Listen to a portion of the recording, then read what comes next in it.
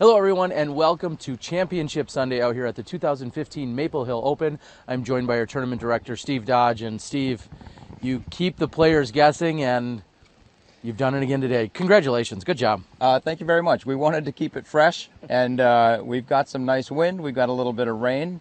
I'll go ahead and say we gave everybody jackets on the first day, and maybe this is a good day to use it. I would say so. We're talking sub 60 degrees. We're talking at least 20 to 30 mile an hour gusts. How do you still feel about that sub 50 round that we bet on? Who knows? We did change the bet today. I went with 53. And I said 55. And I will go ahead and say that I was watching the women play up on hole 10, the castle. Mm-hmm. Valerie Jenkins was about 35 feet short of the castle. Just tried to lay it up on top of the castle. The wind took her disc, threw it into the basket, and she gave a wonderful little yelp and said, "I was laying up." So I think we're going to see some exciting golf right here. We absolutely are. We've got Paul McBeth with one stroke over Ricky Wysocki, and the same two card mates in David Wiggins and Gregg Barsby. But right now we're going to go to our 1:30 tee time. Scooter's got the call. You're right here, the 2015 Maple Hill Open. Gentlemen, we are live on the tee with the 1:30 group Sunday at the Maple Hill Open. Dan Hastings.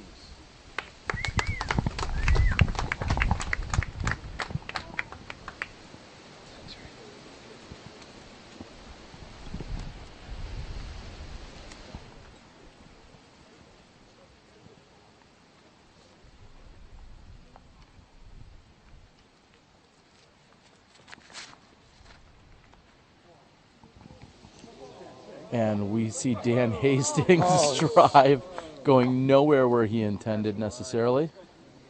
Heading hard left. He's out of bounds.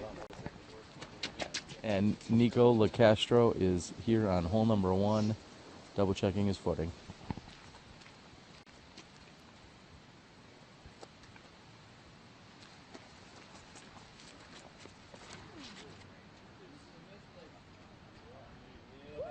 What looks to be a perfect shot. We're going to see how this finishes.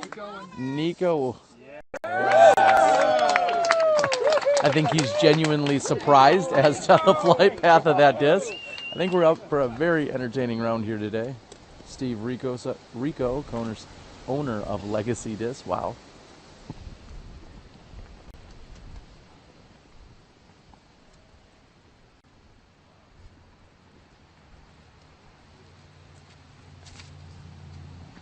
And Rico likely throwing a rampage, going with one of their more stable drivers. Yeah, Nate Sexton here on the tee.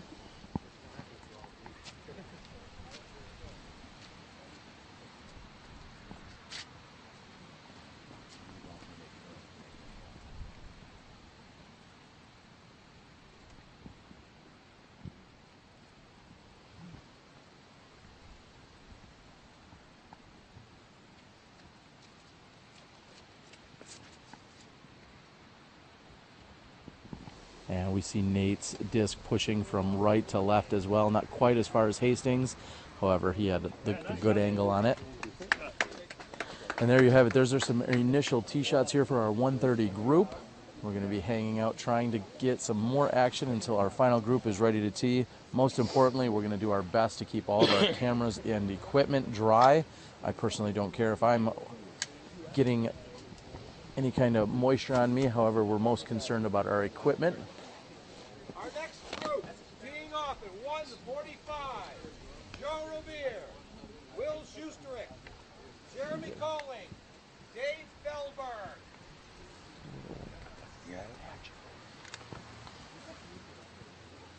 I don't know who this is. Is this What'll be? Tulsi? And while we watch the players walk down the fairway, we're going to make a few minor adjustments. Again, it's a matter of umbrella holding and positioning here for all of us, trying to keep everything dry today. We'll be back in just a few moments.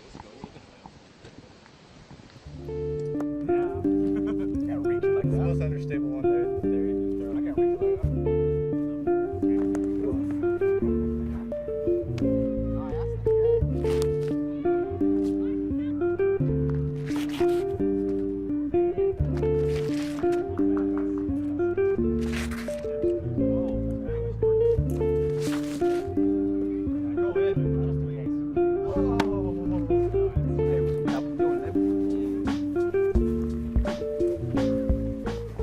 What is like the thing that tells you the disc is done? When you like, now this is ready? When he puts it in his bag. When he puts it in his bag, it's ready.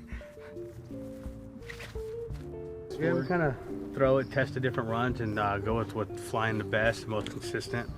We can go up and down with different weights to change the flights and do different stuff as we're testing them. You know, different colors matter also. So. Weights are going to be more weight now. Weights are about 8 grams difference. We made and designed the mold to do a specific thing. So we're out there testing the mold, testing the plastics to make sure that's how we design the disc so it can fly the way we want to.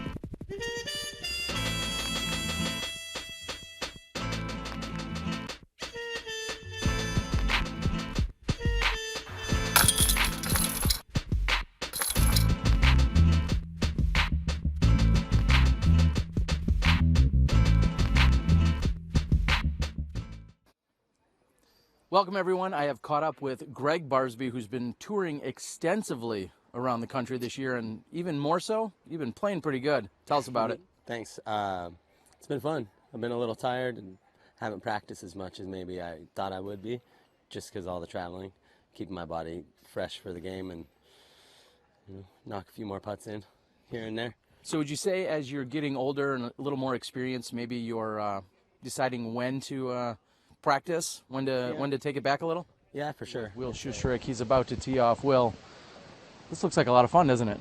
No. Okay, I was trying to look for the silver lining. You going to step up any stability, make any changes in your bag or anything before today's round? I usually keep the same disc. I'll probably go a little bit more overstable on most holes and try to keep it in bounds. Now you've been right there in the hunt all weekend. What's the game plan today? Same as usual, just try to make the best shot possible and keep it on the safe side and make putts inside 30 feet. All right, any words of advice for someone who hasn't played in conditions like these? Any words of advice for someone that's out there thinking, yeah, I could play in the rain? How do you prepare? It's all about experience, actually. It's if you see the weather outside not very good and you're thinking about going to play that day, I would suggest going out there at least a couple times, learning to adjust to the weather, adjust to the wind and rain, and kind of just get used to it. Yeah, you can't really, as you said, you have to go out and experience what your hand feels like on the disc, what the wind's going to be like. Those are some great words of advice. Thank you very much. Good luck out there. Have fun. Thanks. All right, we're going to also catch up real quickly with Jeremy Colling if he's super excited to throw today. You're super excited to throw. Of course. Right? Let's get it. Go. Yeah. Woo! Yeah, what do you want me to say? Yeah, I'm excited. It's gonna be interesting. It's gonna be you're gonna see some things that you don't normally see. Including some of those tee shots that we just saw from the last group. Yep. You just throwing your most overstable disc as hard as you can? Kinda, yeah. I'm throwing an overstable disc, and I'm just trying to not go too far left or too far right or too short. It's not asking too much or anything. I had asked Will Schustrick, did you change up your bag at all today, or is it pretty much the exact same disc and you're just going to maneuver them a little differently? I'm not really one of the guys that like changes his bag too much. I mean, discs kind of go in and out intermittently. Just depends on the tournament usually, but for the most part, it's like the same 16 discs, maybe same 20 discs, and maybe like 5 or 6 switch.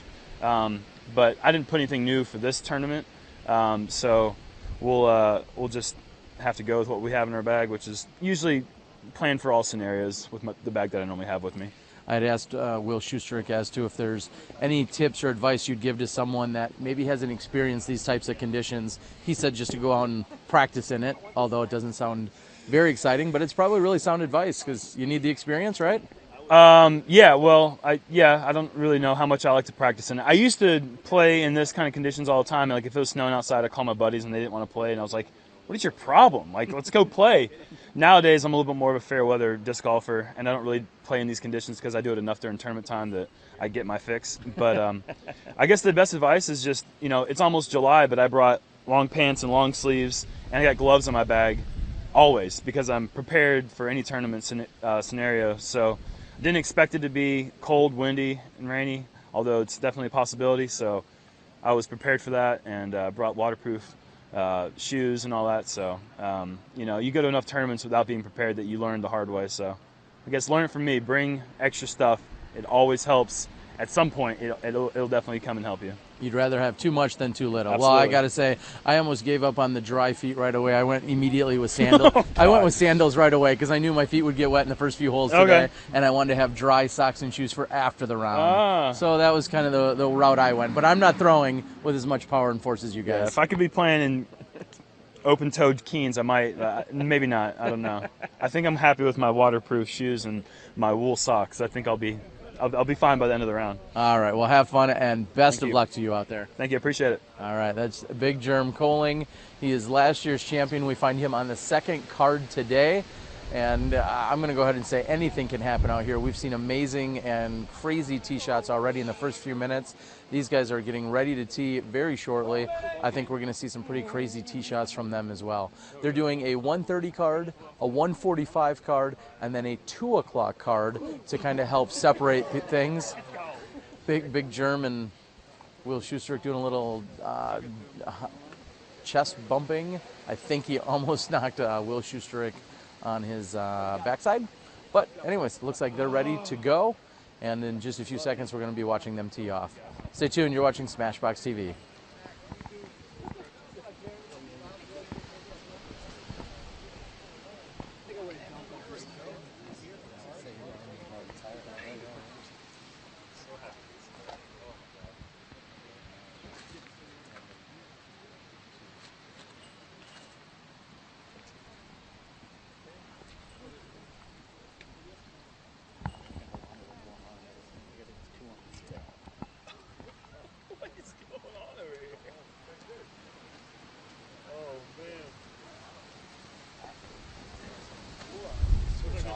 And as we're standing here, we're just about waiting for these players to tee off. I feel winds that are even pushing me over, which is no small task these days.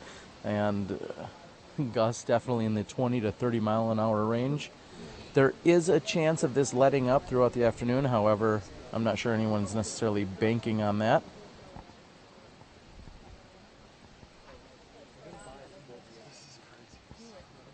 Also on the second card, we will see Joe Revere, who was one of our 4 leader card participants last year here at the 2014 Maple Hill Open. Joe got off to somewhat of a slow start in this first round, but has come on strong in the last 2 rounds. We'll see if he can continue to make his move during this final round.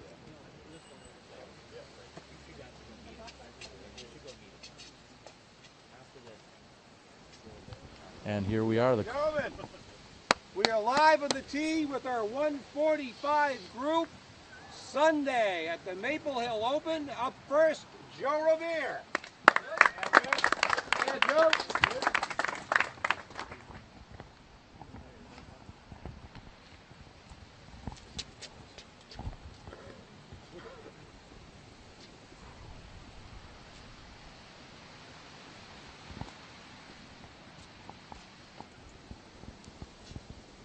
Joe Revere out of Colorado is on the tee first for the second card.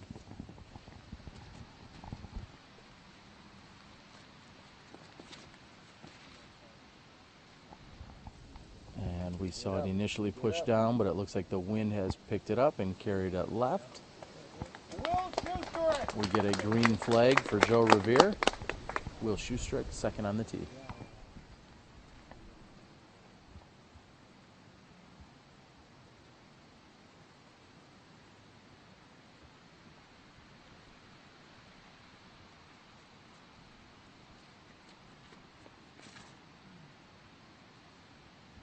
And Will Schustrick with plenty of height.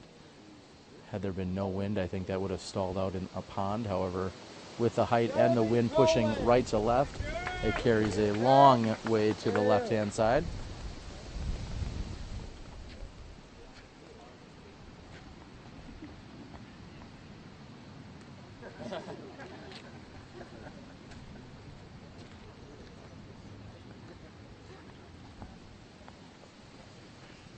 Good luck today, boys. Have some fun.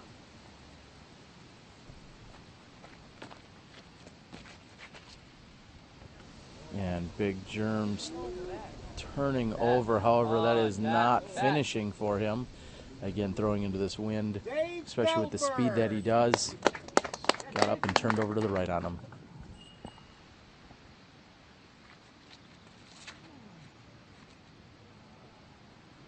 And at the last second, that flipped up. We're going to see if that's going to get over. It looks like it definitely is. That looked as if that may nosedive straight into the pond. However, it looks like it stayed up, and Dave Felberg is over and on safely onto dry ground.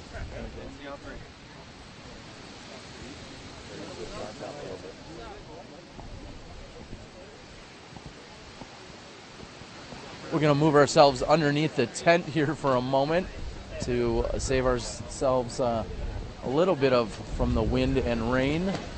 However, you're probably hearing that wind howling through. And that is the largest gust we have felt. That is at least 35 miles an hour. Huge gust of wind that has just come through.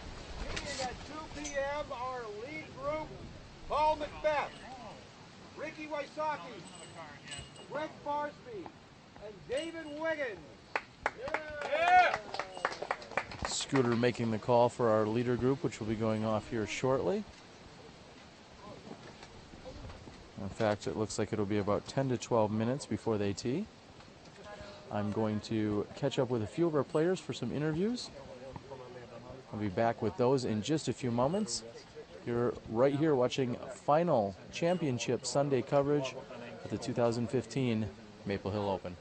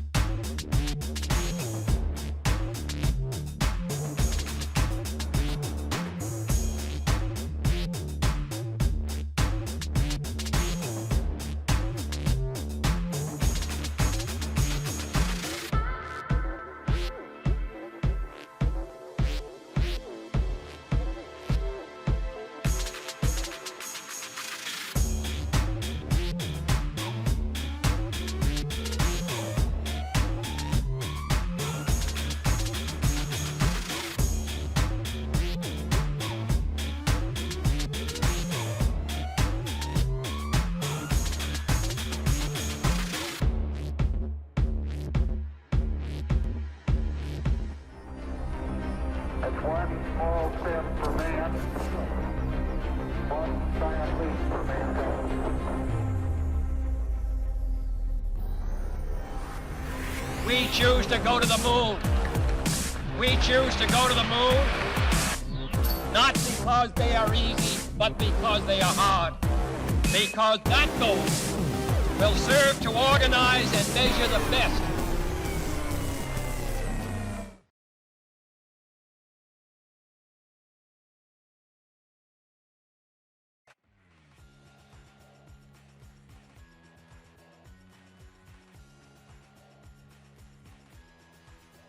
Going into round 3, Paul McBeth had a 2-stroke lead over Ricky Wysocki and 5 strokes over Gregg Barsby. That lead quickly evaporated as Barsby and Wysocki both got out to lightning-fast starts on the Maple Hill Gold course. David Wiggins Jr. maintained his steady pace and occasionally showed off why he was the world distance record holder. By hole 14, McBeth was 1 stroke behind Ricky. That quickly changed when Paul marched through the last 5 holes of the course, taking advantage of the birdies, while Wysocki and Barsby struggled with the Maple Hill fairways.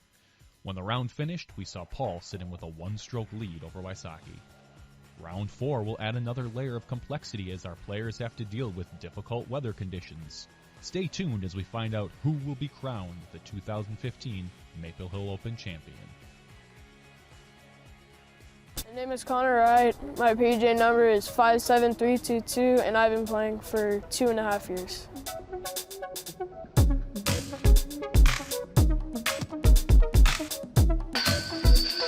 My favorite thing about disc golf is all the people that are associated with it, and also just like the flight of the disc. The flight of the disc, it's kind of like, I don't know, it's like really cool to me. Having like that pullback and just knowing that you generate that much power, I mean, it's pretty cool. It just feels good. I mean, just kind of like, I don't know, it's something about it.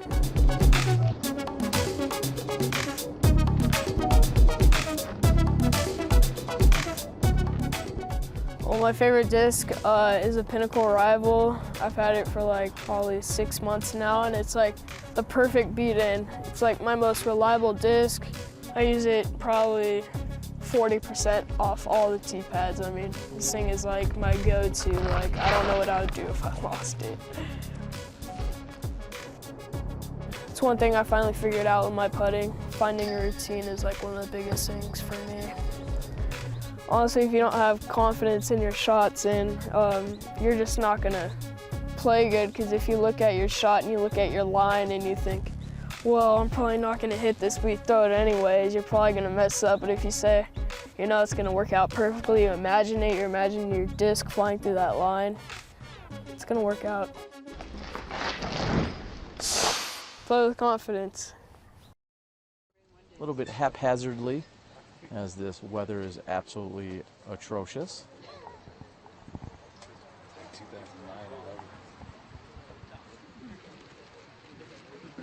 We're going to catch up with Paul. I think he's all warmed up, so we're just going to move into a slightly better position, but still staying dry. This will be a very up close and personal. Perfect. Yeah. I think we're going to be, okay. It's not all right, it's not too bad. All right, yeah, we'll keep the camera dry. I have caught up here with Paul McBeth. And Paul, I don't feel any rain, but I definitely feel the wind. You got a windbreaker on, that's all you need, right? Yeah, hopefully that's all I need. I wouldn't mind taking it off. You said last night that you wouldn't want this round to be canceled. The fans want it, you want it, everybody wants to see a full 4 rounds out here. You still stand behind that decision? Yeah, I mean, if I was in the ladies group, probably be against it. But yeah, seeing how it is now, I don't think it should be a problem. Talk a little bit about the conditions this morning. You were probably staying nice and warm and relaxed in your RV, but talk about some of the conditions we've all been experiencing out here today. Lots of rain early, lots of wind. I didn't step out early. I just heard it banging on the trailer. But yeah, it's pretty windy out there, but it seems like it's just gusting right now. It's not consistent, 30 mile per hour, but there's some gusts, but it's probably consistent 10, 15 right now. And I'm going to ask right now, because I've said this before in other broadcasts and podcasts, it seems as if your putt is least affected by wind. Out of everybody I watch throw putts, when I saw you play earlier this year in Texas, there was a lot of wind gusting around, and yet every time when you release it still goes right where you want it to. How in the world do you make that happen? Lots of practice. I mean, I grew up on a pretty windy course, so I had to develop a style that worked when it was windy and when it was calm. So it seems to, help, especially out here on the road and all around the country and the world, with all the different wind conditions, weather conditions. I guess that's just how I developed my putt early and stuck with it. It seems to work pretty well. Like I said, it seems almost unfazed by wind, which is something that blows me away. Now, your group today is the exact same 4 competitors you guys had yesterday. Yeah. It seems like you had a pretty good group, pretty good flow, and anything you need to say about that? It should just be fun to watch, interesting. I'm sure we don't know where all our discs will be going today, but hopefully stay in bounds and in the fairways. Talk about the importance of a caddy on a day like today. Sometimes caddies are luxuries and maybe not necessary, but on a day like today, tell everyone how much of an advantage that can give you. Yeah, I mean, first off, it's definitely different when you play with a caddy. It's like walking around without your wallet. You feel like you're missing something, but with long tournaments like this, and then with all the weather, you're going to have something in your hands, whether it's an umbrella or towels. So having a caddy is huge because they keep your bag dry, and you just focus on keeping yourself dry when you do have a caddy. So. All right. Well, I would say when you're walking around with your bag, that is like walking around with your wallet, because it's always making you money. So best of luck to you out there. You got a 1-stroke lead over Ricky Wysocki. I have a feeling we're going to see some dynamic play from all 4 of you guys today. Let's see if you can keep it in bounds and convert on all those putts. Thank you, Terry. All right, that's Paul McBeth. He has a challenge today. Not only does he have Ricky Wysocki just 1 stroke behind him, but it's going to be a long, physical, and mentally grueling round out here, trying to stay dry, trying to find those spots where you can relax and gather your thoughts without getting beat in the face with wind or rain. We're going to see if we have maybe David Wiggins has a second, or if he's just keeping himself warm. We're going to catch up with David here. David, are you going to up the stability of any of those discs today? Well, I pretty much got the same bag in. I threw an Excalibur in and a brand new Destroyer, so that makes probably just won't be throwing them quite as hard. A little more control today with these winds out here. But now, you being one of the furthest throwing players of all time, how much does that give you an advantage out here when it's windy? Do you feel like you can, maybe power through some shots that other players can't? I think it definitely gives me an advantage because I can power through a Firebird on certain holes where other players would be having to struggle with like a Eagle or a T-Bird or something like that. And I can just throw a more dependable, reliable disc on certain shots, and I think that's definitely an advantage out here today when it's windy. Now, we find the same card that we had yesterday. All 4 of you remained on the leader card. Give a quick recap of how you felt like your day went yesterday. Yesterday was pretty solid. Didn't start out quite as hot as I did the second day, but it was a solid round all throughout. Finished with a bogey. Other than that, I was pretty happy. Had some opportunities for birdie putts that I missed, but overall it was all right. All right. We've got Gregg Barsby on the card as well, and then Ricky Wysocki, just 1 stroke behind Paul McBeth. Talk about the dynamics. I mean, we always say this course, you can give up strokes on any given hole, but now add in this wind and rain. What do you think? It's going to be a crazy day out there. I'm really excited to be on the lead card just so I can watch what goes down as well. It's be on the lead card, so, I mean, it's going to be an interesting battle out there for sure. Anything can happen. All right. Anything you'd like to say? You got any friends or family or fans that might be out there taking it all in on SmashBoxx? Yeah, I know my dad's watching, my mom too, so shout out to them. Innova Disc Golf for sure, and that's about it. Thanks for everybody watching too. Y'all make it happen for sure. Good. Did you have any good feedback or anyone reach out to you after yesterday's show?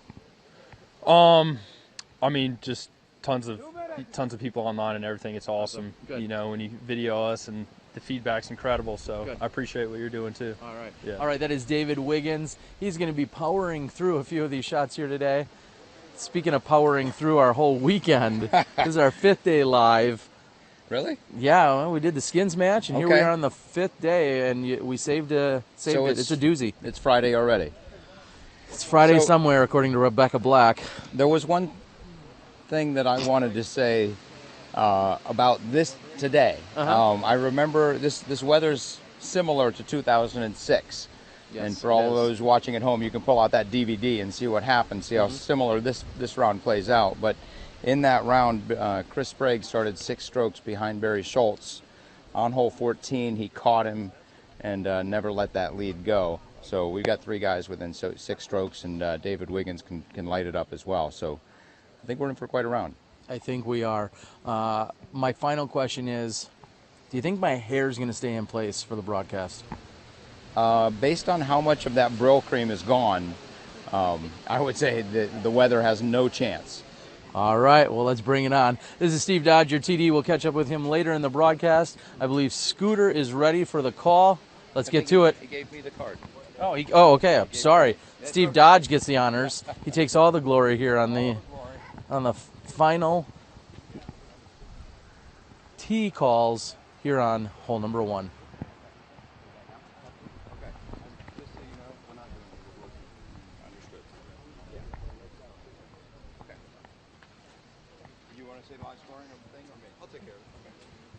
Hey everybody, thanks for being here.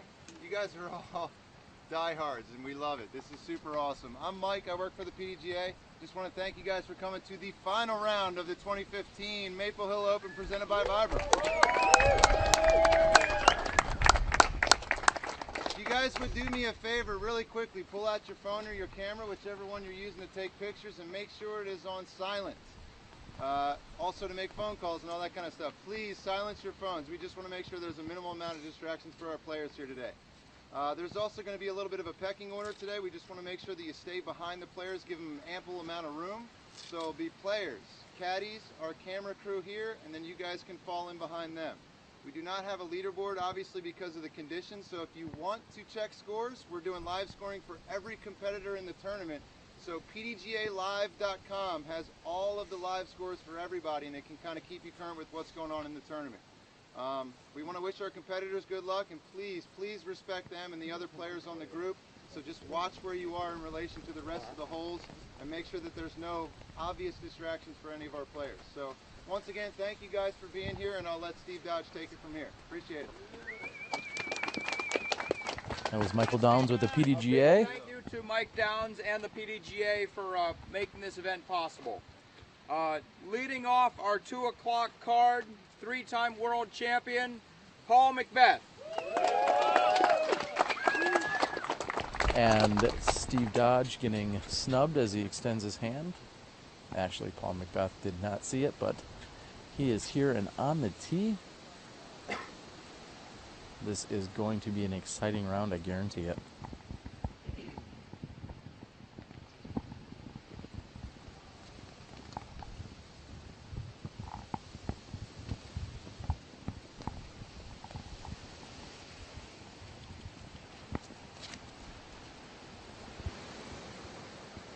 And Paul's disc gets caught up and is heading all the way over toward hole number 2's fairway.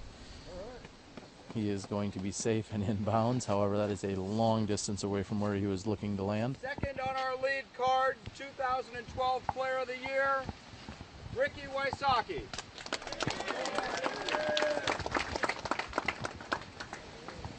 As he said, Ricky Wysocki, our 2012 Player of the Year, on the tee second.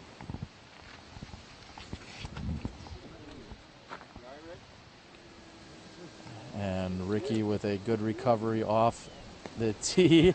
He's thankfully got a smile on his face. That may have hurt a little bit. Hopefully that doesn't impact any of his other throws this round. Teeing off third, our 2015 Doubles Game Night Co-Champion, Gregg Barsby.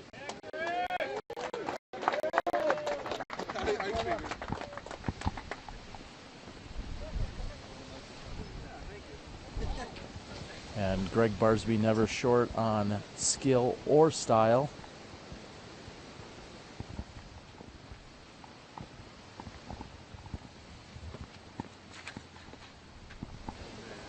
Oh, and just when we thought that was going to turn over right into the lake or the pond, looks like it is kind of hooked up near the end, and he's found himself safe. Rounding out our top card, our 2015 Maple Hill Open MPH and distance champion, David Wiggins.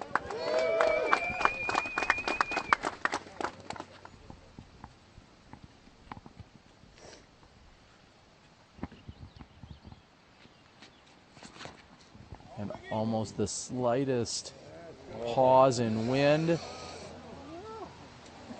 And Wiggins finds himself in the center of the pond, going for somewhat of a turnover.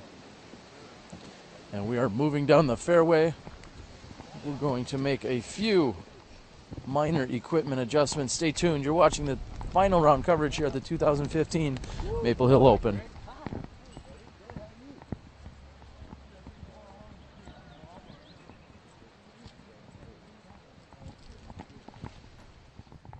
I've hunted down our Smashbox correspondent, Dana Dynamite Vitchie. Dana, this is one heck of a week out here at the Maple Hill Open. How do you feel? Feeling good. It's great to be here. I wish I could have got here like last week so I could spend some more time at Maple Hill, but got in yesterday. I don't even know when I got in. What day is it? I don't know. They might be seeing this on Friday or Saturday or Sunday, so who knows? I don't know. I was just in Oregon the other day playing disc golf at one of the best places to play disc golf. Now, like 10 days later, I'm at Maple Hill playing at my other favorite course. So life is good. Absolutely. And life's been a little hectic for you. Some people have talked about not seeing you on the tour as much because you're expecting a little one. That's congratulations. Thank you. Due date is July 26th. And actually, as of right now, my wife she has a doctor's appointment today. So waiting to hear, maybe we'll find out that she might be coming earlier, or we're having a girl. So very nice. Now that is going to likely exclude you from the Professional World Championships in August. That is a correct statement. I will not be at Pro Worlds this year, and that's okay. I really love the Pittsburgh courses. They're a lot of fun, but yeah, I'll be hanging out with my little girl. You've got other priorities. So before we let you go, everyone wants to know at home that's watching, what is your favorite hole out here at Maple Hill Gold? We're standing right next to it, hole 18. It's one of the best finishing holes in disc golf. Requires a nice controlled distance tee shot. The second shot, if you're going for the green, I'm throwing a turnover. The crowd's sitting here, usually gambling, having fun, going wild. It's fun hearing the cheers and jeers and seeing everybody and finishing up your round. All right, well, they're taking in all the action. We've got the doubles that's just finishing up. We wish you best of luck all week. Sir, good to see you. All right, should we do a Smashbox big hug? Give me one. Yeah. There you go, fellow Smashies. Dynamite Victory.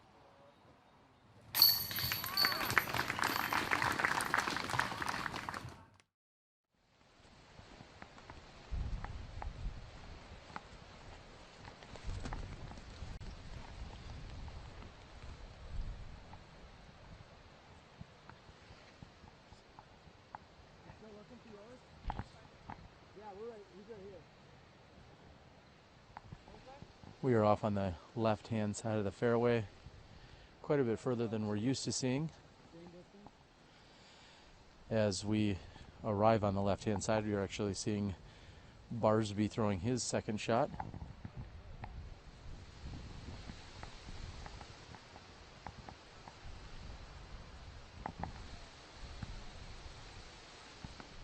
And right now we're seeing the players are actually, I believe, looking for Paul McBeth's shot. We just heard an enormous eruption over on, I believe, hole number 3. There may have been an ace. Either an ace or a very long putt. But there was an eruption just a moment ago on hole number 3.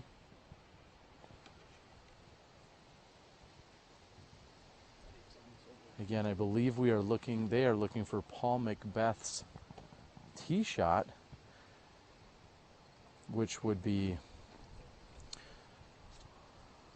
very, very unfortunate, as McBeth, if this is somehow deemed loss, he would have to go re-tee and throw again, and he would be throwing 3 at that point.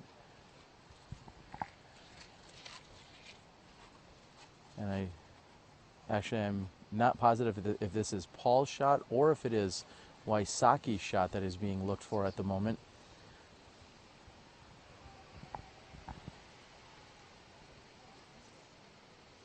Actually, I am, by some reasonable deduction, I think I'm actually standing next to Wysocki's shot, which means that Paul's would be the one that's being looked for. I believe it was his destroyer that he threw off the tee. Not, and a huge gust of wind. Right now, I'd like to go ahead and pre-apologize if there's any time you see, whether it be cameramen or umbrellas or anything of that nature, that all of a sudden appear in camera, or maybe our camera goes sideways. You'll know that it was a huge gust of wind that came by. They found it. And it sounds as if it was found. I'm sure there was a hint of nervousness amongst McBeth and his caddy, as again, that would have been a very detrimental penalty stroke, having to rethrow.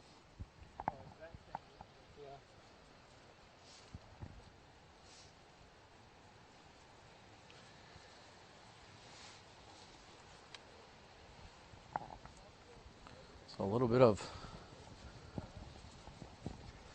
drama here unfolding. Like I said, we're hearing a roar on hole 3 and a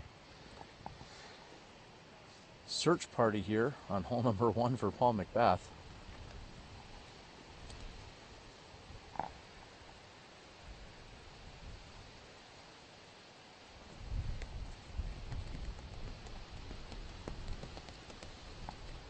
McBeth faced with a nasty headwind, maybe partially blowing right to left. He's about to attempt a slight hyzer shot. This is one of the rare times I've seen him with a Firebird in his hands, and now it looks like he's instead going with a different Firebird. The tie-dye disc he's rarely thrown this weekend is a Firebird, as is this one. And I'm tough to tell if he's actually got to the gap or not, and it looks like he's gotten a red flag. I'm surprised he was that aggressive with that throw. I'm not sure if that was intentional or not. We are directly behind Ricky Wysocki.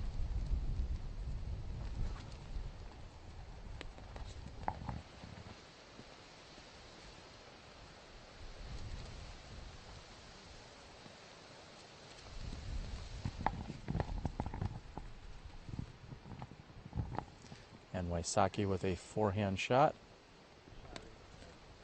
Waiting to get any confirmation.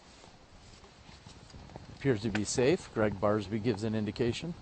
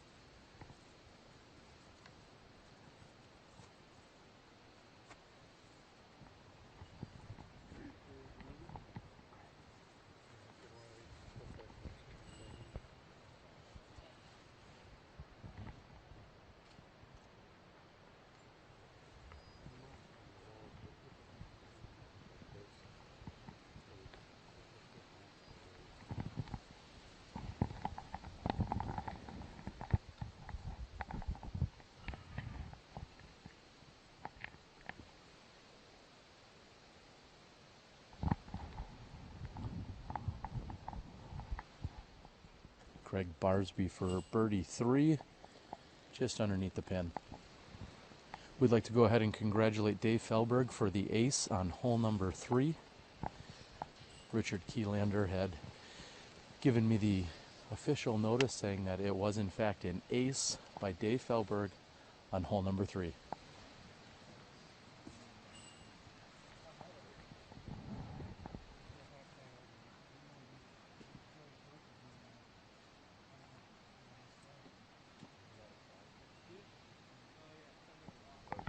And Paul McBeth has gotten a spot from both the spotter as well as Marty Gregoire of the PDGA. Seems to be helping give a clarification as to where McBeth had gone out of bounds.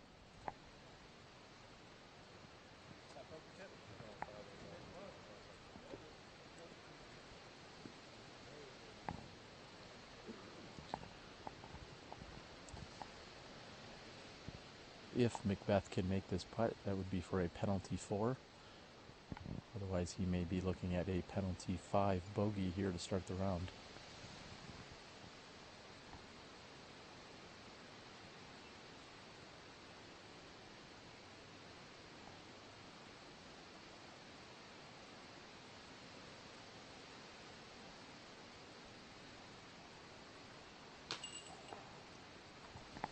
McBeth thought he had it out of his hand, just a bit left.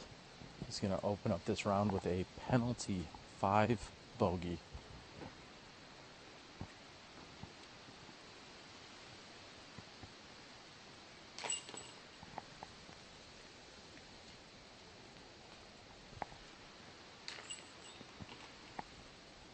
Barsby and Wysocki tap in.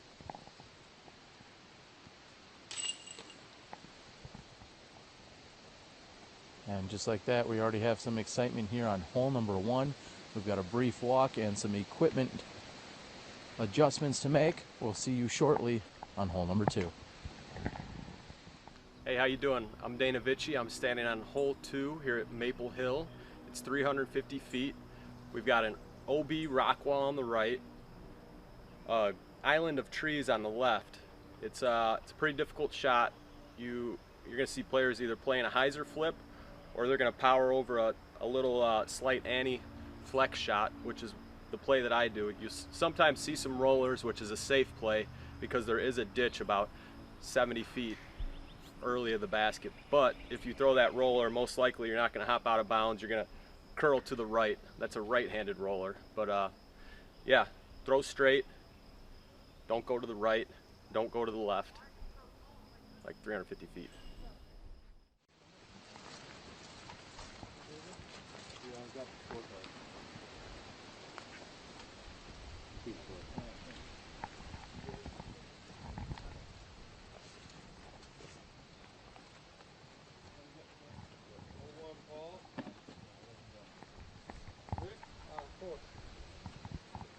Gregg, Dave, Bob.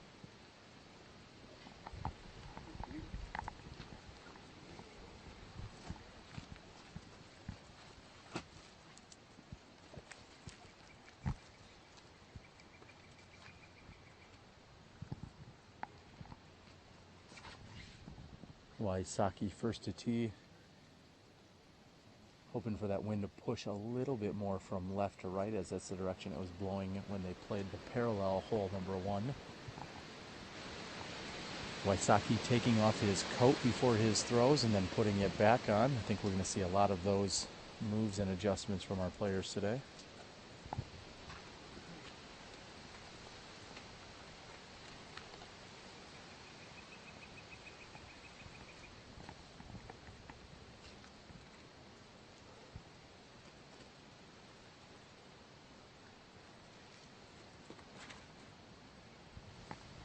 Barsby shot looked low out of his hand.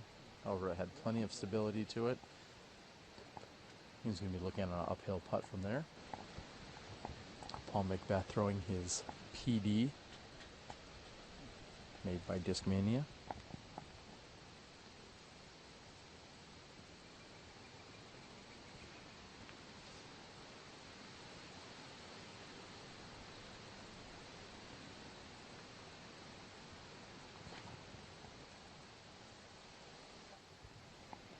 For the second day in a row, Paul has released that shot low on hole number 2.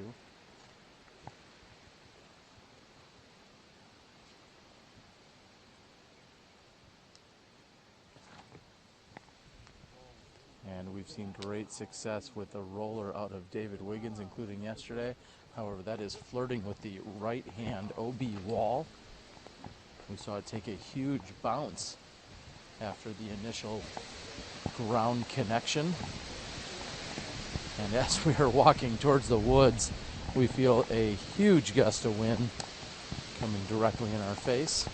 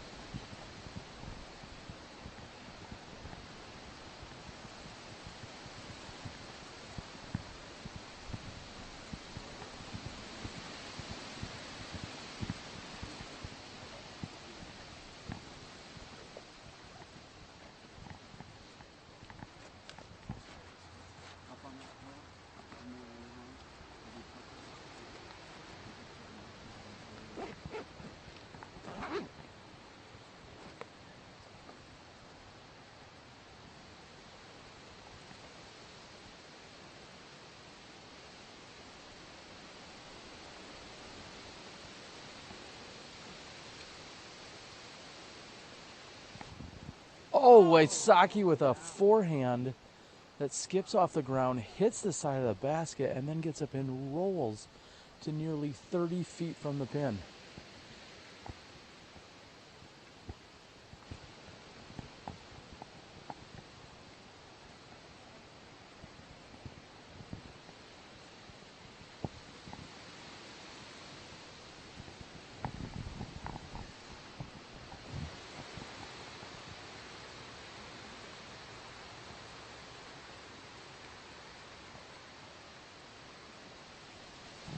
And McBeth coming up short on this 70-foot uphill jump putt.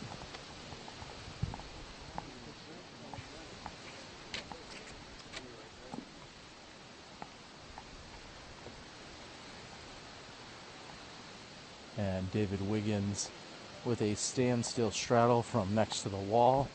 Lays it up right next to the basket.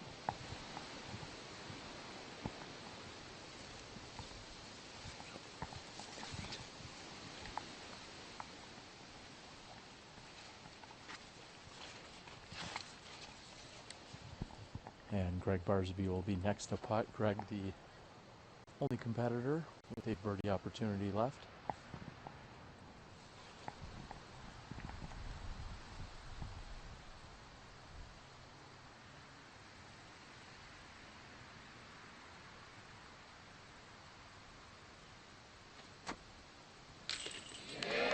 And left side chain for Gregg Barsby. Beautiful putt by Gregg.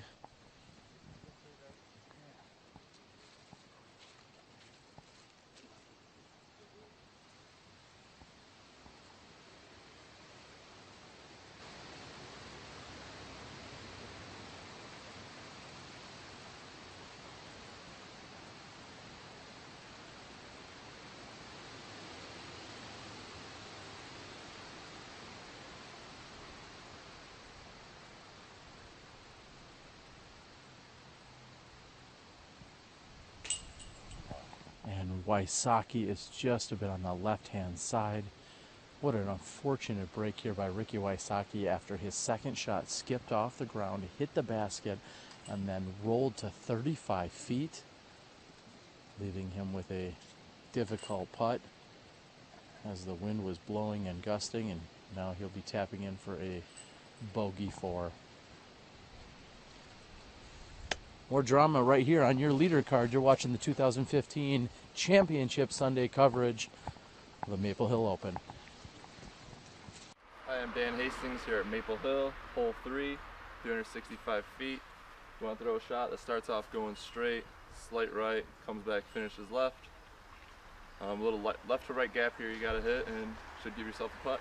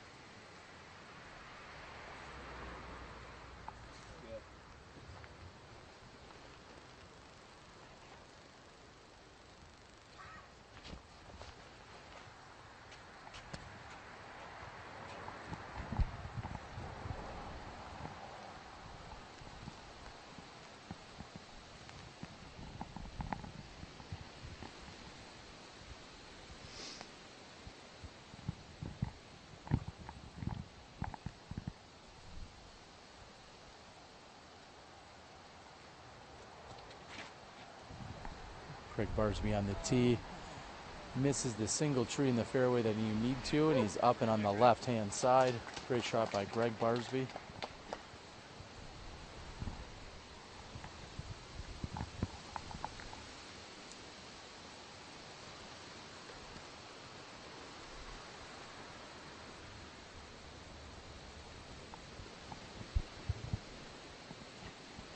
And McBeth throwing his Thunderbird, and for the 3rd day in a row has hit the left-hand side. Today, however, he gets a kick out into the center of the fairway. That may have even been the 4th time this weekend that McBeth has misfired short and left.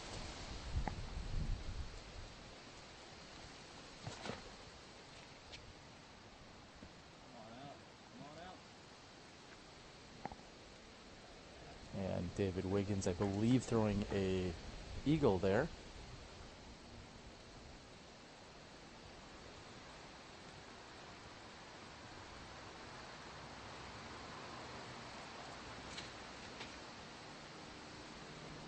And Wysocki's looking for a hyzer skip, and he got a couple of them, and he is excited about that. We're going to move down the fairway on hole number 3. Hole 3 measuring in at 365 feet.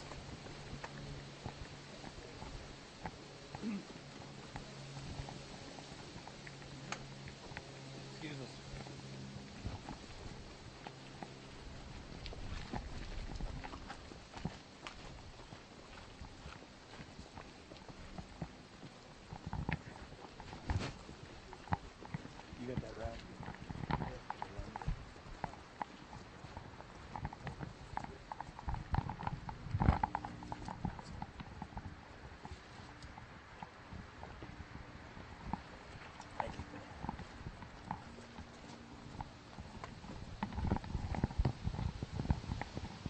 Paul McBeth got a very fortunate kick out here to the fairway.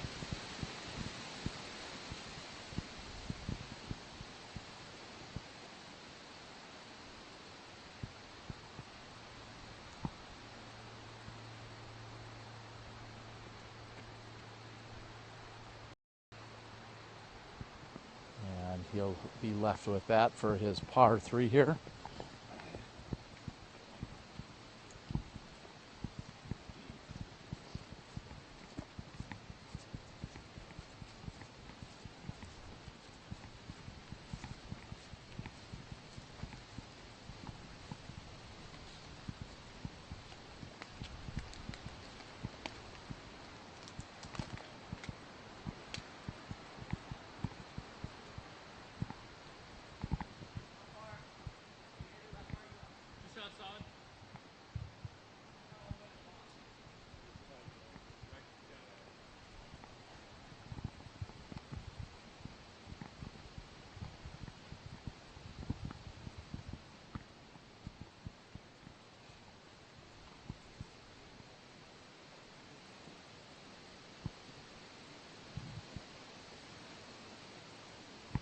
Gregg Barsby's shot actually traveled further than it looked from the tee.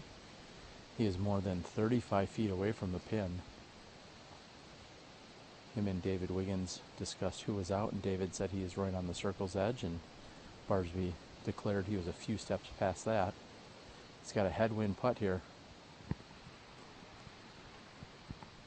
And after a little bit of a skip, he's still going to be left with more than 25 feet.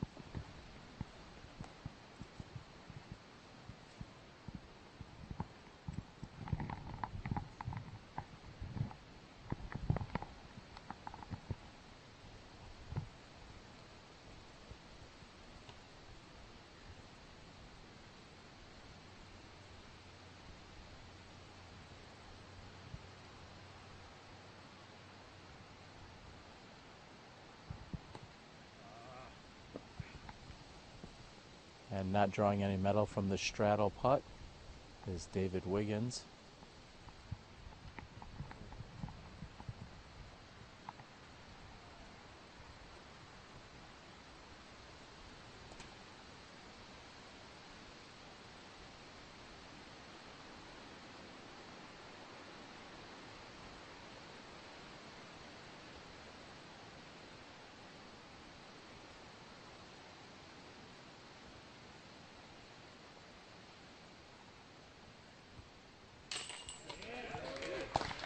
And Barsby with no problems. Ricky Wysocki will be putting next for his birdie opportunity.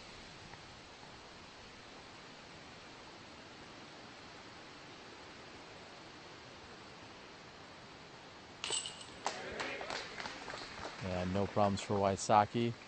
Quickly erasing the bogey he previously took on hole number 2. And McBeth, for the third day in a row, struggles here on hole number 3. He says he loves this hole. However, for the last 3 rounds, we've seen him slightly misfire left. We have a very short walk over to hole number 4.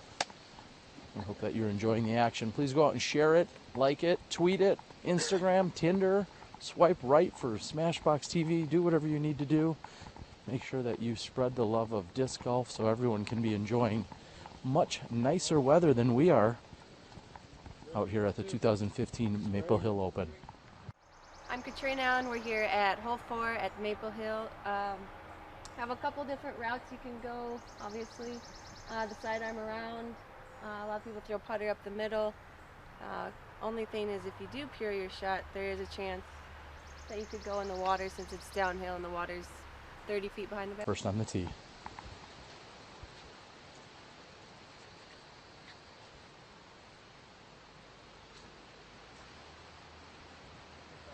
And Ricky Wysocki coming in perfectly at the pin. Little fist bump and wave to the crowd after they applaud his beautiful shot. We see Gregg Barsby lining up with what I believe is a tank. Or at least it's following complimentary mold anyway.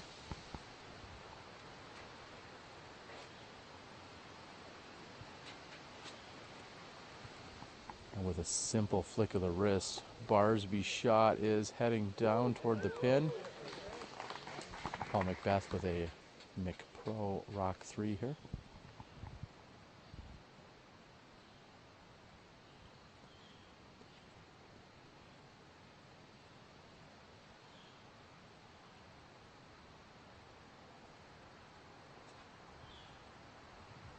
And McBeth this time making some adjustments as he has not dialed this hole in, and it looks like he may have gone long. We'll have to get an official ruling as to if that's OB or not.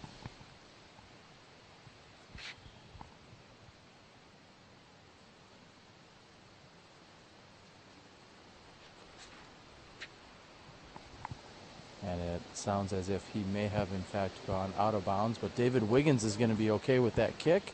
I think he's going to be left with a birdie putt from there as well on hole number 4.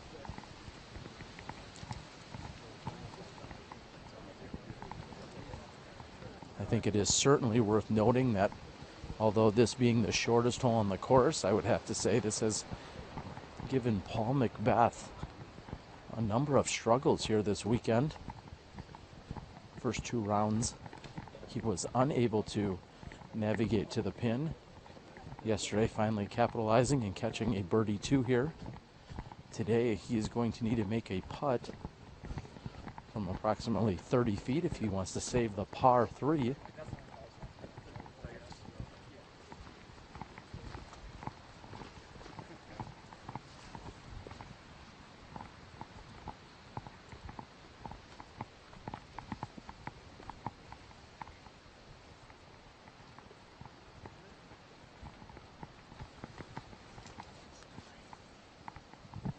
Looks as if that is actually a little less than 30 feet, probably more like 22.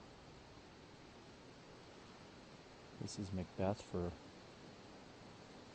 penalty 3.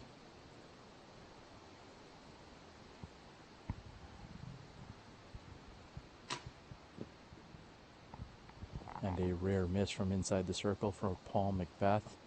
He's going to card the bogey 4 here.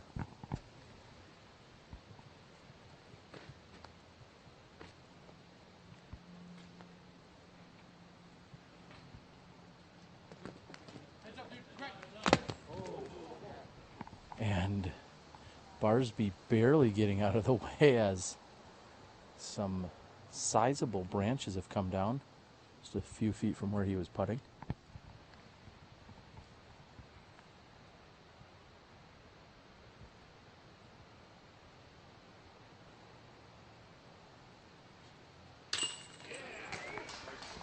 Barsby resets, focuses, and takes the 2 from inside 25 feet.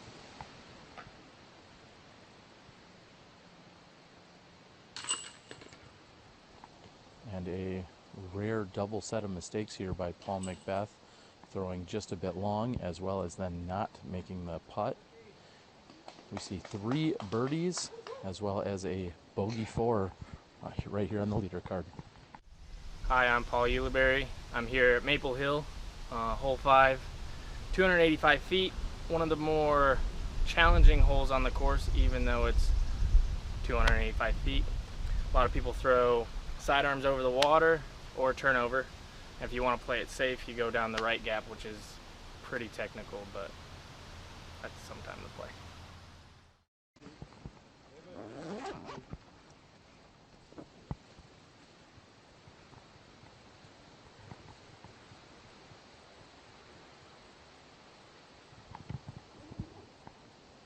Ricky Wysocki heading out toward the water's edge to check the wind.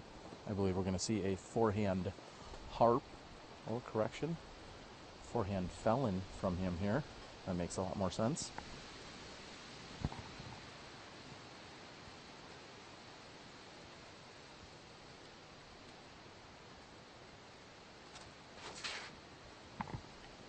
And he's going to need that for that to carry to the right.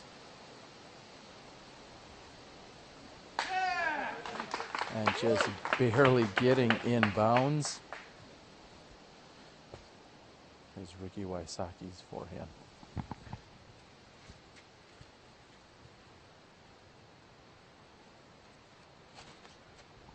And Gregg Barsby making sure to put enough on his Banshee.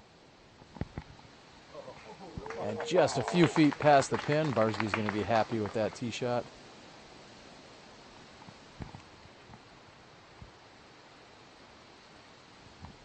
Wiggins throwing an EcoStar Excalibur first run. He may have in fact even traded me for that years ago. And unfortunately that comes up short here on hole 5. Paul McBeth with both a Nova backhand option as well as a forehand option in his hand. We'll see what he's going to do.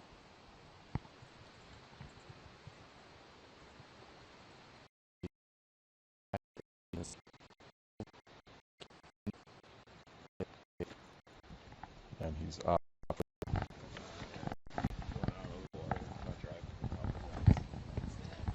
He can get the approaches. We'll just walk through the green. No, let's walk right here. Yeah, you're right. He'll get him.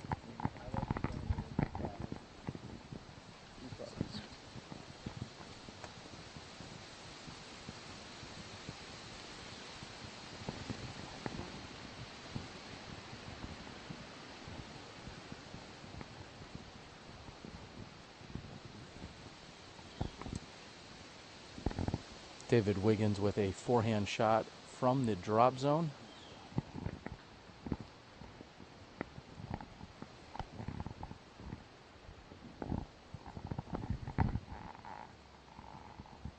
And Paul McBeth with a dyed champion Firebird forehand shot. He's also safely on the green.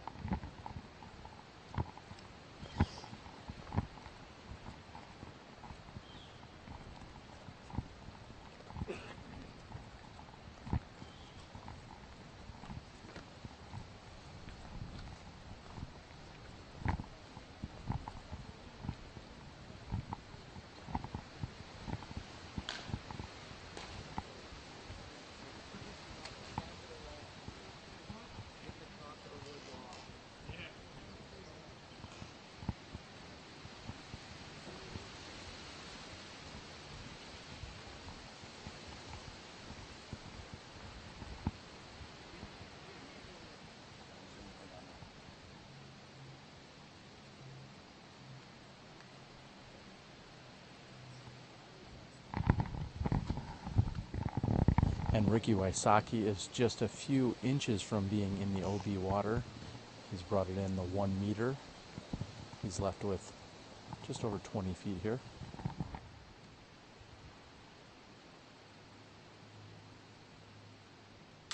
Yeah, Rick! And Ricky is pumped up here today. He's going to take at least 2 strokes here on McBeth.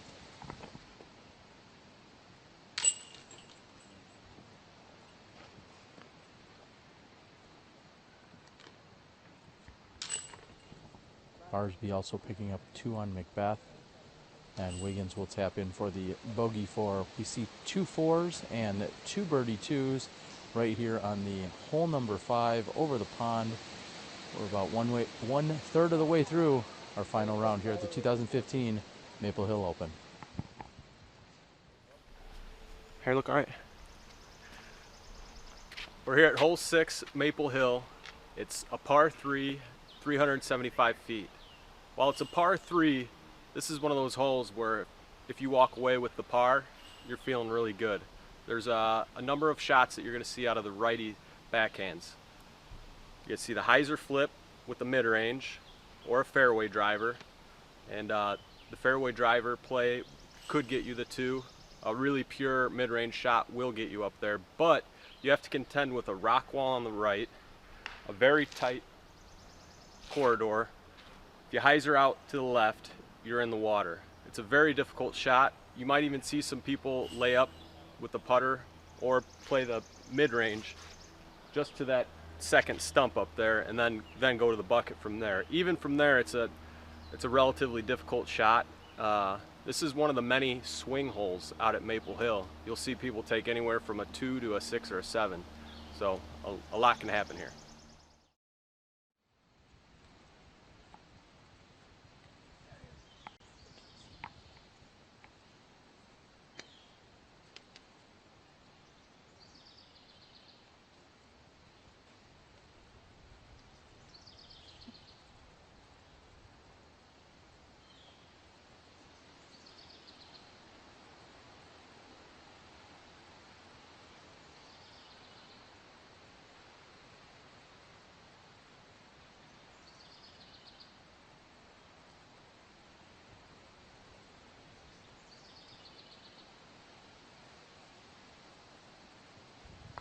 And Wysocki throwing a forehand with a felon. And he has gotten all the way to the island of trees. I'm guessing he's going to have a somewhat obstructed putting view from there. However, he has navigated past the OB wall on the right and the pond on the left. Gregg Barsby throwing his Banshee here. And Barsby hitting a tree, however, it still penetrates forward, and he's found himself within 20 feet of where Ricky Wysocki is.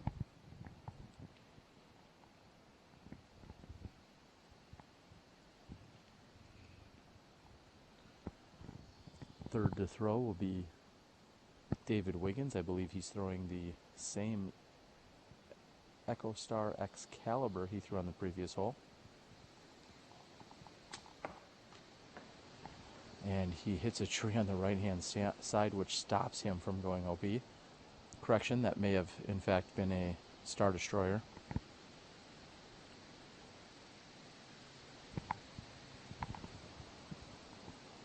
After 5 holes, we've seen Paul McBeth's lead of 1 now reversed to a deficit of 3.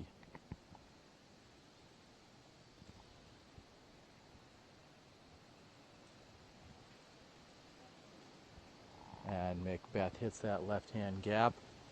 He's going to have possibly a long look at birdie from there. We're watching these players move down the hole number 6 fairway.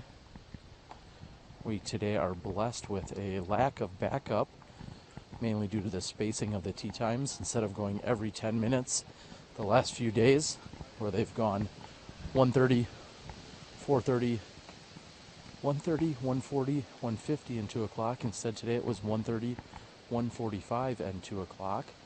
So eliminating a couple of groups. That's helped with the backups.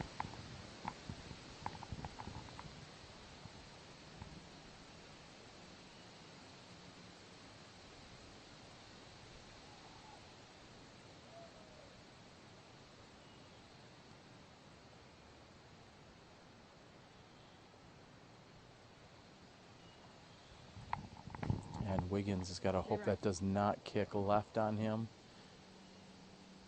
Looks like it spins out a little bit, but he should still be safe. If a player would find themselves cut rolling or hitting off a tree and heading far left on this hole, you could find the OB pond.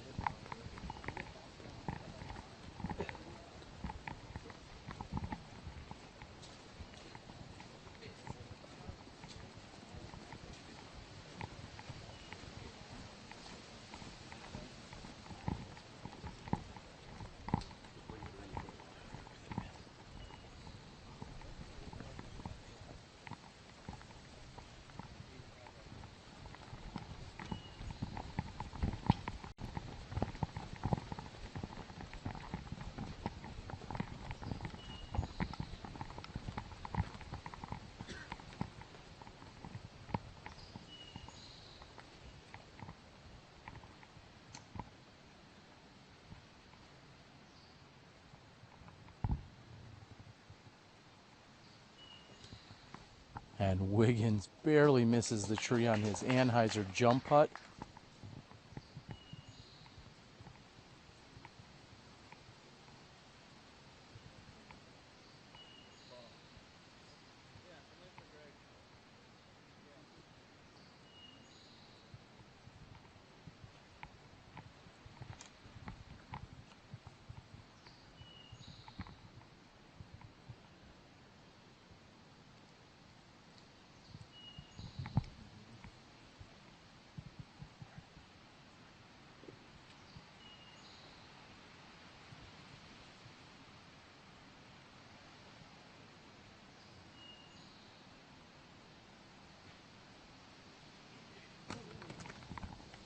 And a run by Gregg Barsby there, just missing.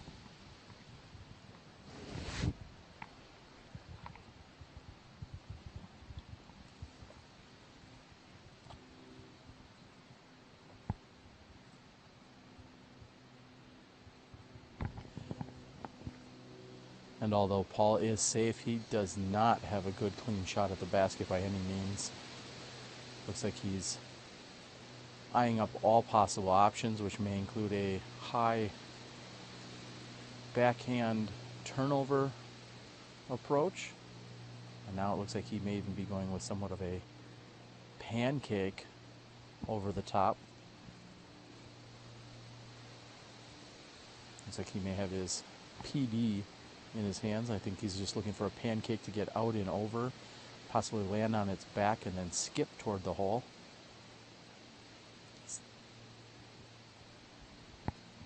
And now it seems as if he has switched it to a backhand. No. Yes, a backhand. Little kiss off the tree. And he's left himself less than 12 feet from the pin.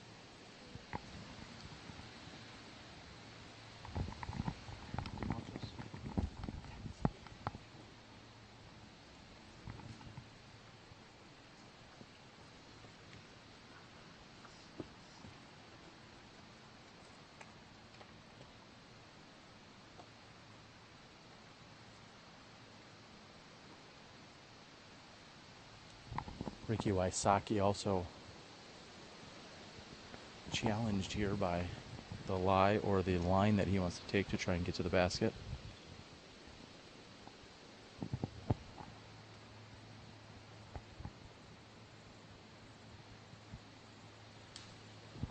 And Wysocki caught up by an early branch. He's still going to be left with less than 15 feet to the pin, but certainly a little bit of obstruction between him and the pin.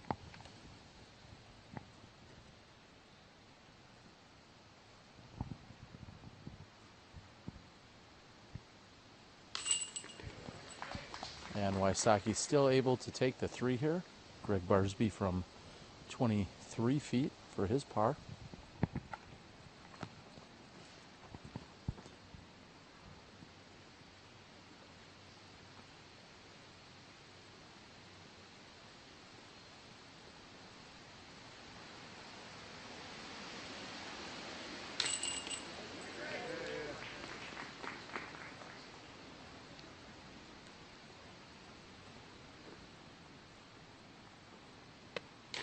Sorry. And Paul McBeth able to put in. We'd like to make a quick clarification as the live scoring was incorrect from the previous hole. The live scoring had thought that McBeth had possibly stayed in bounds. However, he was in fact OB, which means that McBeth now has a 4-stroke deficit. Both of them parring hole number 6 means there will still remain a 4-stroke deficit, as we're 1/3 of the way complete during this round.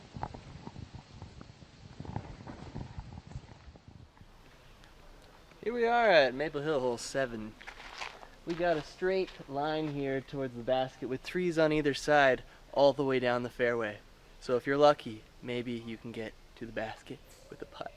Otherwise, you might end up in this muck over here on the left, or on the right in the shul. Thank you, and have a great day. As few rain delays or distractions as possible. However, much of the course is wet, and the temperatures are sub 60 degrees.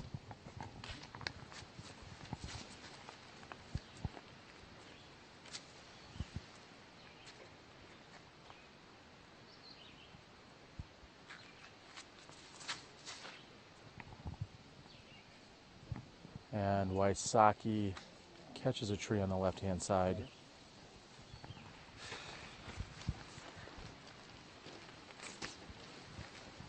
Gregg Barsby throwing a forehand eagle.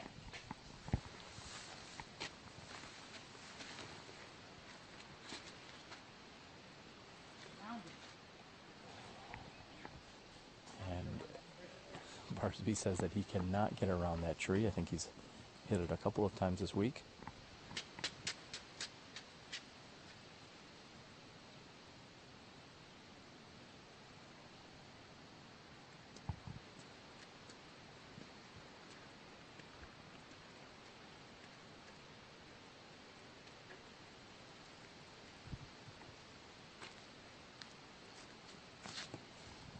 And McBeth throwing his star T-bird, catches the same tree that Gregg Barsby has and kicks him to the right-hand side.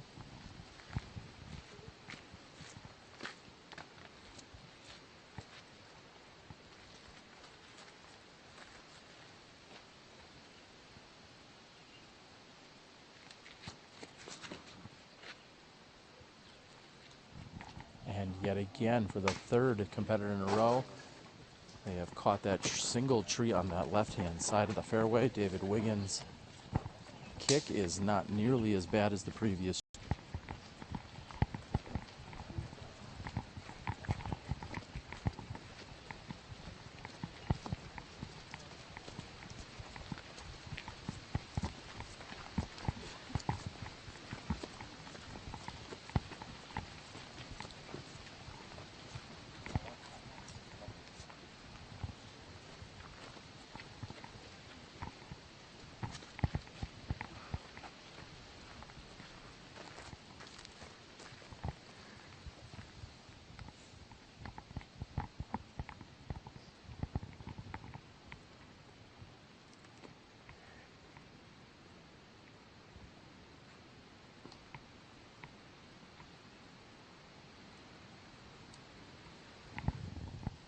David Wiggins had thrown a T-bird. I believe he now has a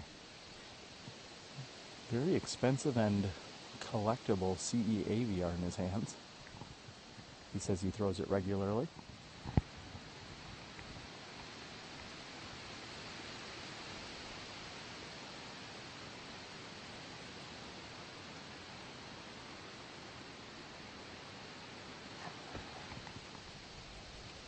And with a standstill backhand shot, he's only able to progress down the fairway approximately 100 feet.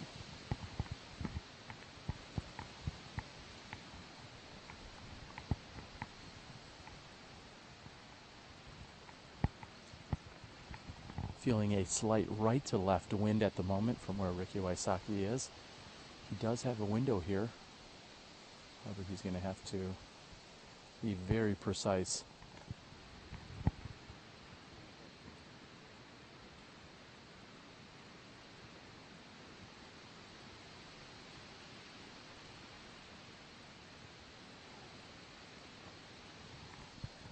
And slight pause here as a few of the spectators were walking right into the line where Ricky Wysocki was hoping to throw to.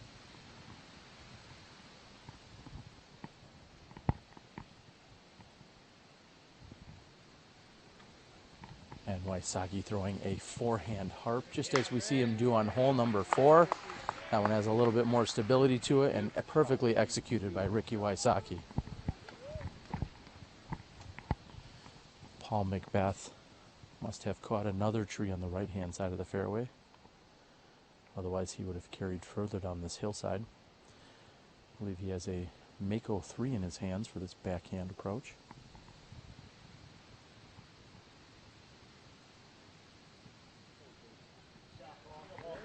Possibly a little more angle than he was looking for. That should slide up, though, and give him a look at a par save.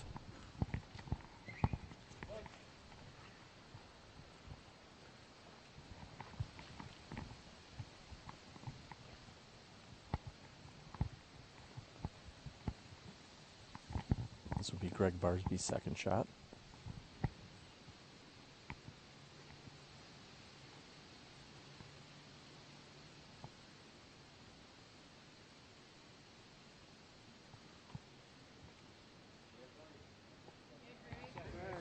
Looked to be a good shot by Gregg Barsby on the forehand approach.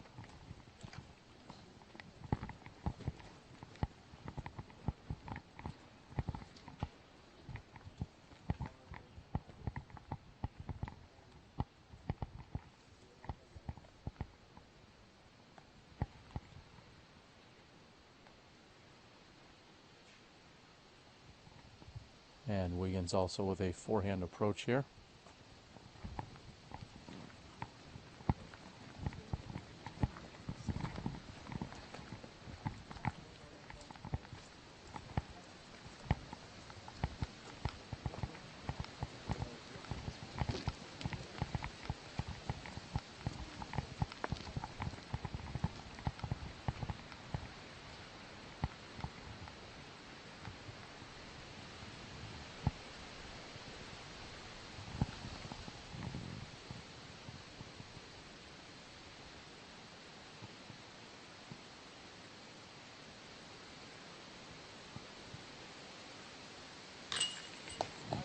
And rarely does Barsby miss a putt from inside the circle.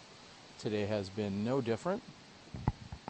This will be David Wiggins for 4.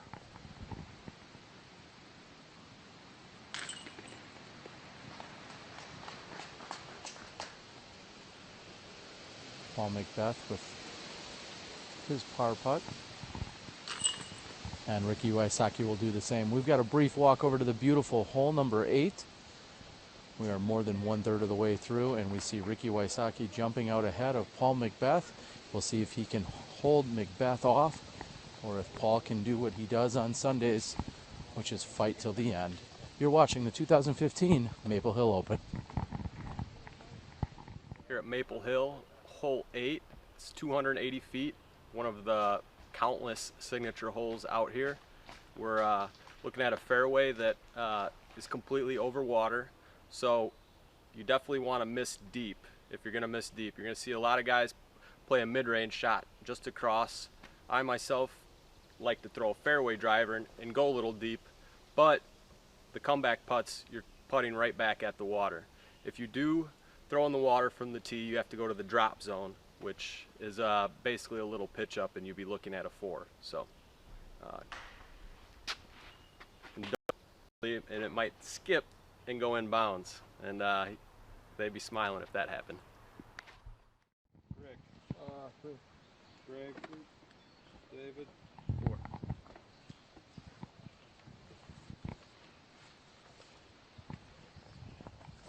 We're going to see Ricky Wysocki on the tee.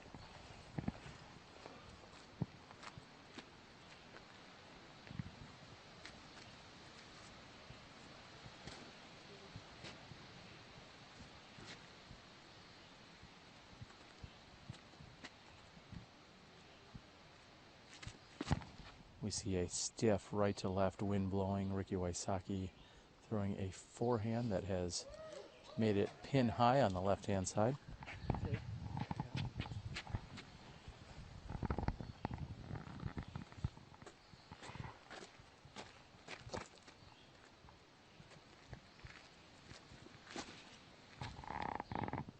And Gregg Barsby coming in nicely. He needs that to get down. And good looking shot by Gregg Barsby with the forehand. This is Paul McBeth with a champion Thunderbird.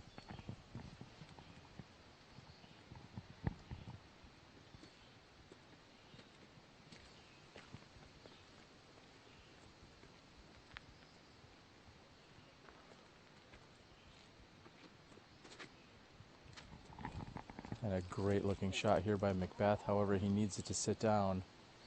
We watch the wind push that right to left.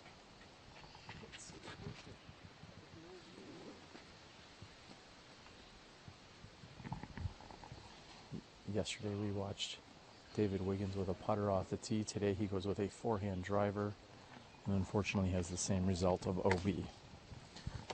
There's your tee shots. We've got somewhat of a lengthy walk over here to the green on hole number 8. David Wiggins will be heading to the drop zone. As we get out into the opening, we can feel a slight mist or light raindrops coming on us. You know it.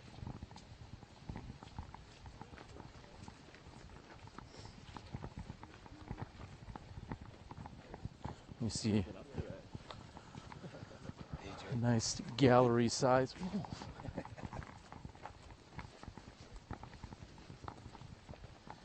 Very impressed with the amount of gallery that has come out to take in the action in person here today, as the weather conditions are obviously less than awesome.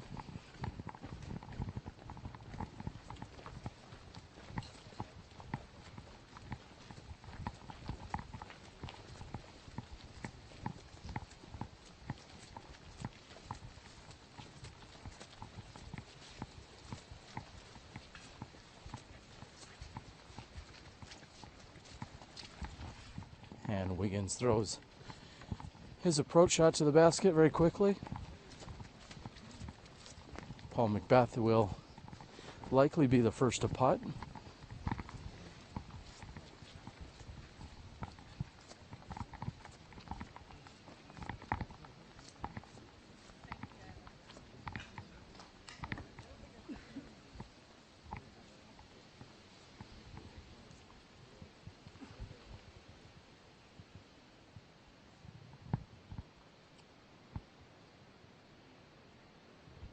Paul McBeth is just outside the circle's edge, looking at about 35 feet from the pin.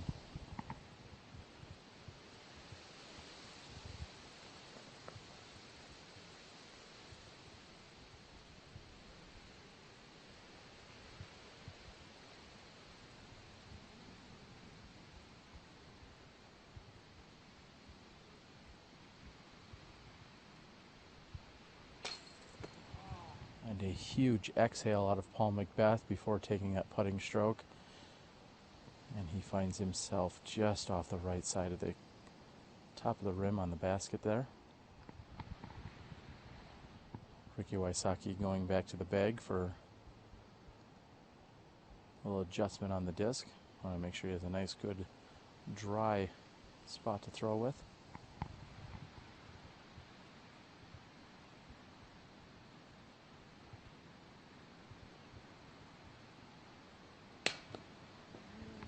Wysocki with a rare missed putt from inside the circle. That would have been an opportunity to distance himself by yet another stroke from McBeth.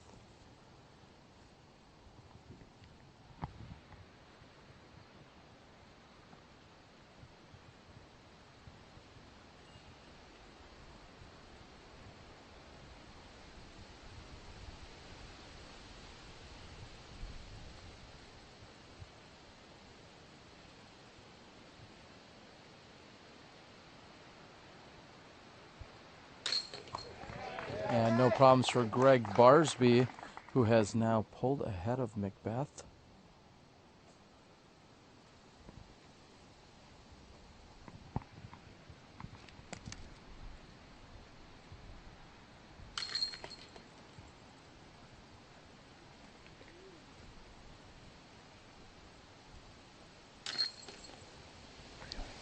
And we are going to move up the very narrow corridor on hole number 9. These players won't have much time, as there is likely not a backup as we typically see. So we're going to move over to the hillside on hole 9. We'll be back with you in a few moments.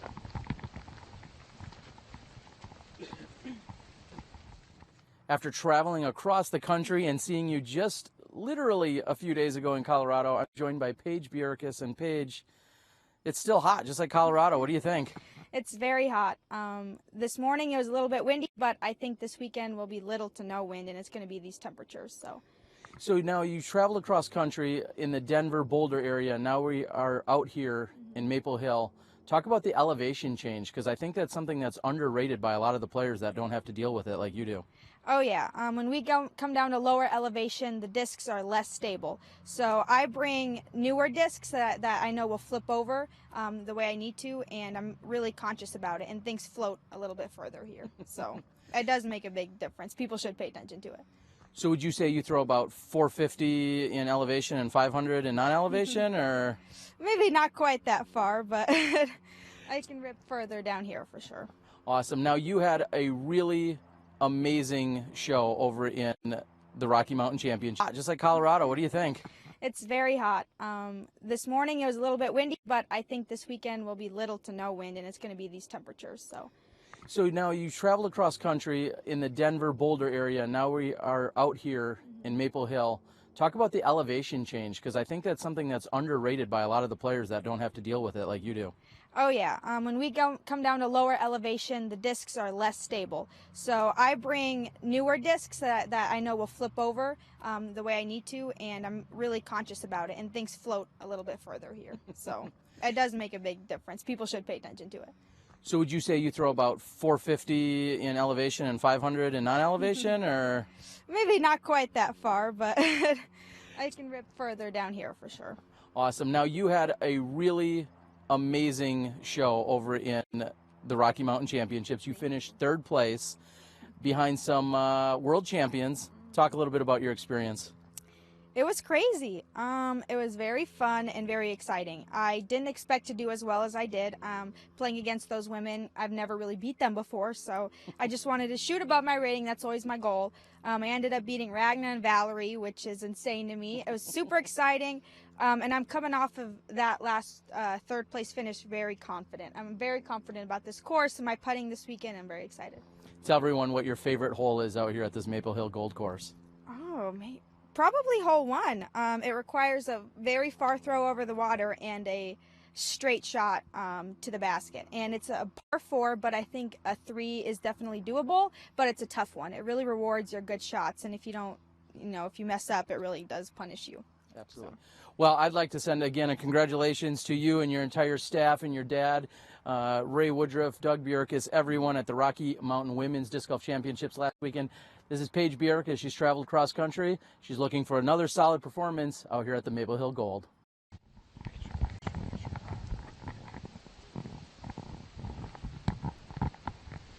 Welcome back as we have moved over here to the top of the hill on hole number 9.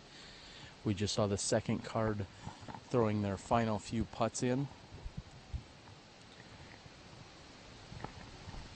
Gregg Barsby is here and on the tee. We're going to see a forehand banshee shot by Gregg Barsby. And the wind has picked up, going from his right to left. One of the larger gusts we've felt in some time. And throwing a gorgeous shot is Gregg Barsby. The gallery likes it. That's a perfect shot by Barsby. Ricky Wysocki throwing a forehand harp, the exact same one we see him throw on the downhill hole number 4.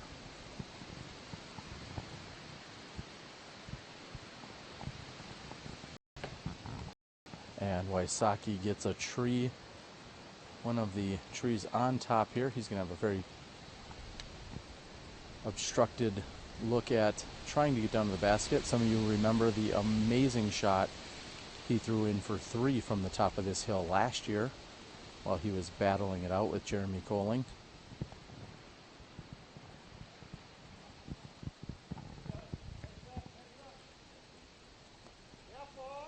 Paul McBeth, Mako 3, turns over a little more than he was looking for. It looks like that may have rolled out for him ever so slightly. That is his best tee shot here on 9 this week. And Wiggins with a nearly identical shot. However, it's not going to turn out as favorable for Wiggins.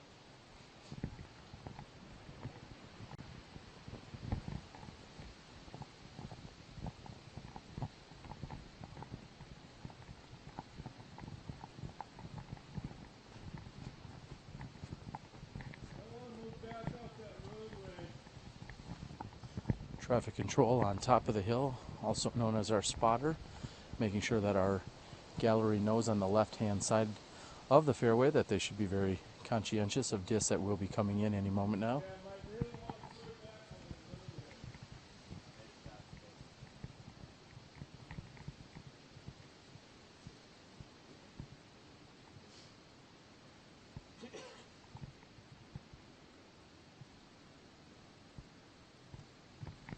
Ricky Wysocki taking a look at exactly where he wants to land.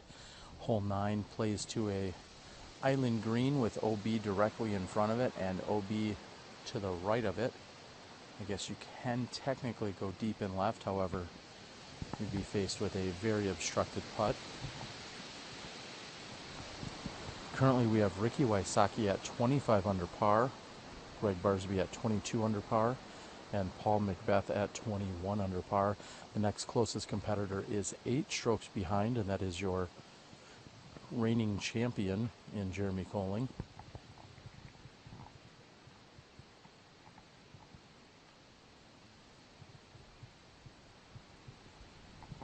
And Ricky Wysocki caught a tree and just barely misses a few of the spectators. Ricky Wysocki is likely to be taking at least a bogey 4 here from where he's at. However, I did just say last year from the top of this hillside he did have a throw in.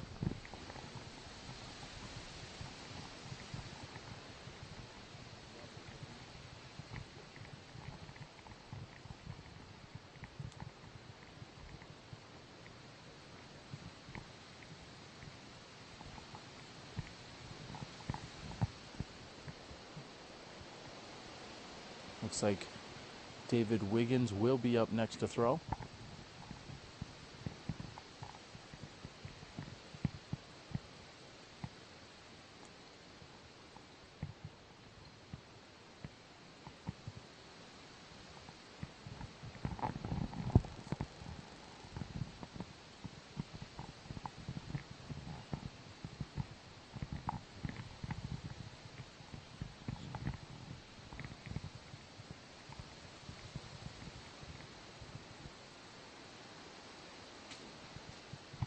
And Wiggins going with an overhand shot, hoping to get toward the island.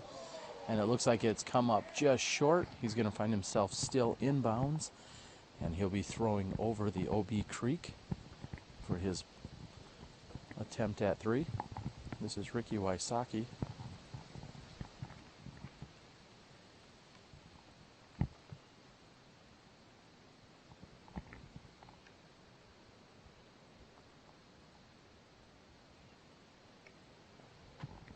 And Wysocki's hung that out to the right. That's coming in beautifully. And gets a skip and then a roll. Ricky Wysocki threw a nearly perfect shot, came in just behind the basket. However, it then caught a tree on the backhand side, got up and back spun all the way into the OB.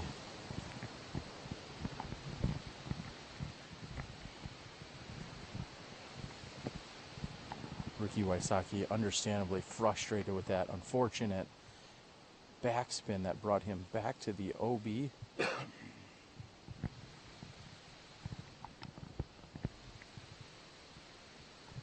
Wysocki looking to card a double bogey 5 here on hole number 9 if he can convert on that putt.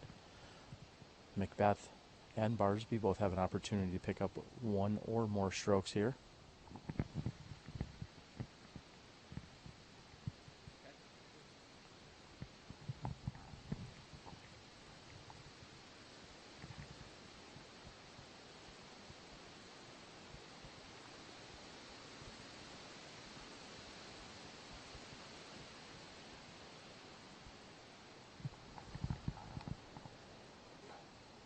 And it gets up and over and onto the island.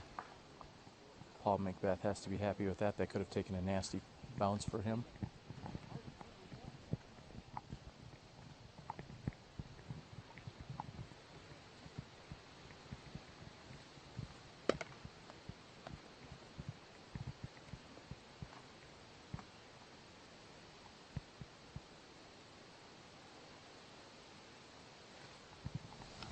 Barsby with a nearly perfect tee shot comes in just over the top of the basket.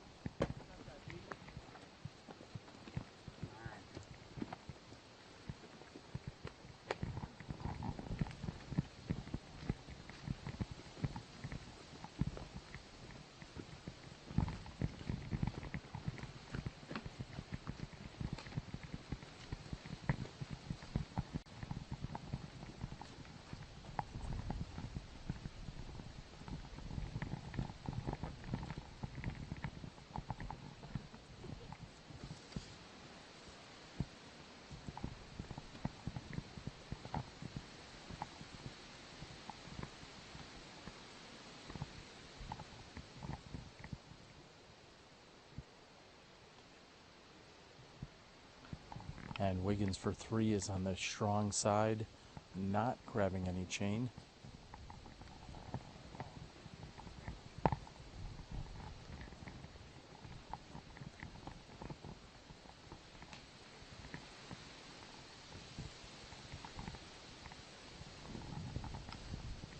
If Paul can capitalize on this putt for three, he will pick up at least 2 strokes on Ricky Wysocki.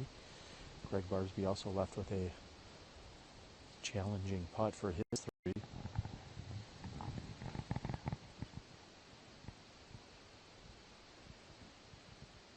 you move back there? Yeah, you can move. Thank you. I just see the bag on the Paul McBeth asking Ricky Wysocki's caddy to move.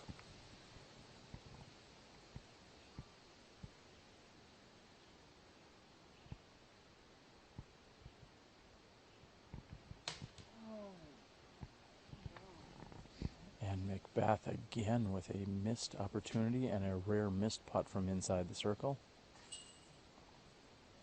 As I said, he's going to pick up at least one on Ricky Wysocki.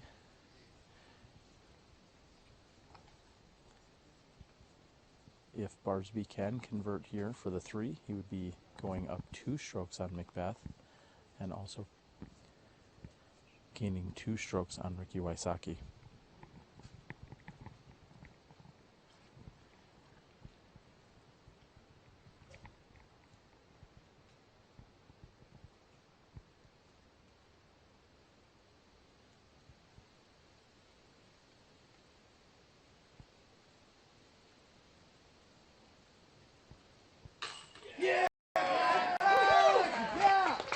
Gregg Barsby just barely over the basket's edge.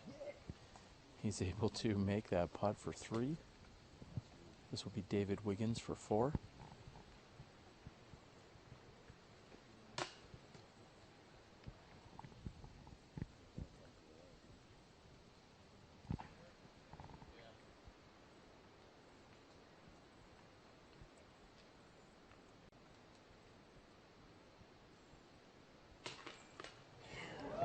And a moan in the crowd as Ricky Wysocki barely made that putt. That was to take a double bogey 5.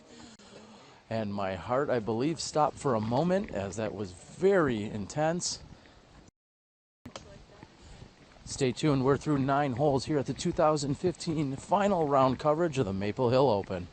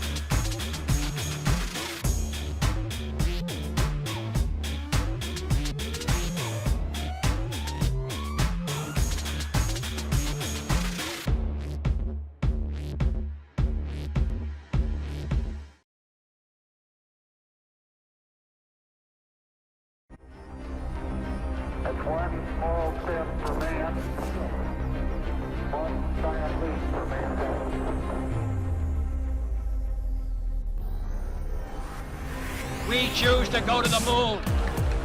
We choose to go to the moon, not because they are easy, but because they are hard. Because that goal will serve to organize and measure the best.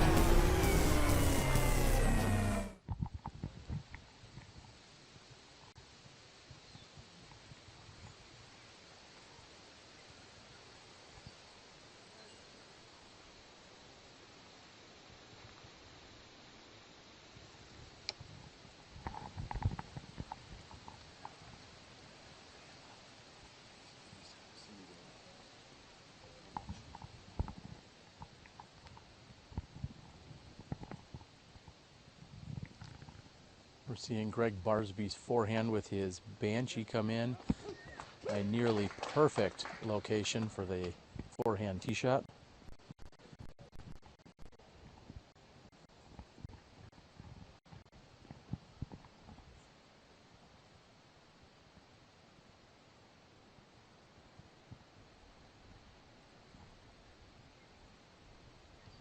And Paul McBeth's Mako 3 is coming in and landing just 8 feet from Barsby's. Paul McBeth will have a look at the pin from there.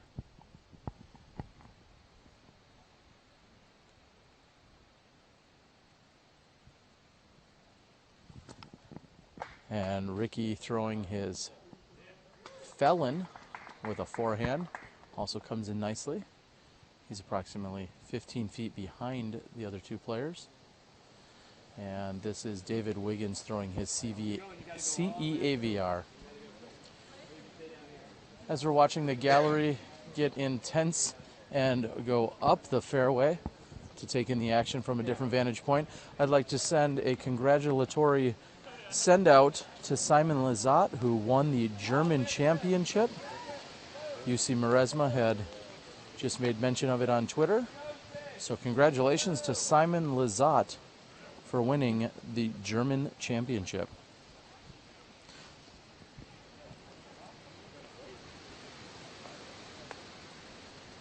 As the players walk out into the opening here on the bend, this hole is very much an L shape. Players need to throw approximately 260 feet perfectly straight and then uphill another 250 to 300 feet. David Wiggins has more than enough power to attack the pin here. However, it is going to be a very, very long shot and powerful throw.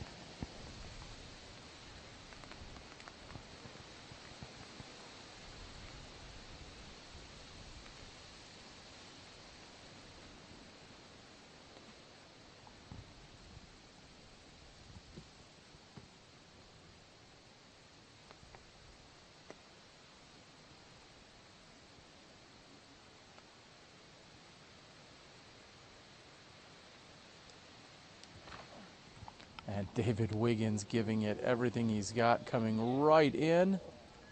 Nice throw, And David. a Nice throw. perfect shot by Wiggins. That may only be a 290 or 300 foot distance, however, effectively throws closer to 400 feet from there. Wysocki's going to have a forehand run up.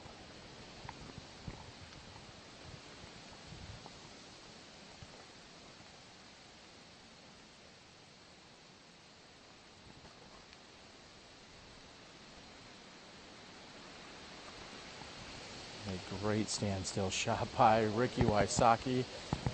Not enough turnover on that, however, he's going to be at least pin high.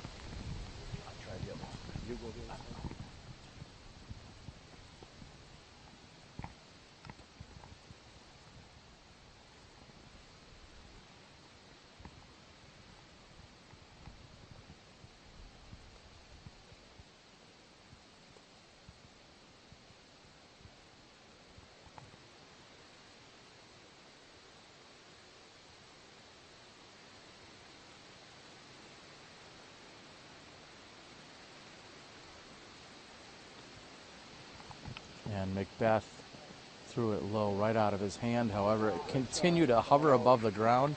He's going to be left with a challenging putt from there. I know he's not ecstatic with that shot. A standstill shot with his Star Destroyer.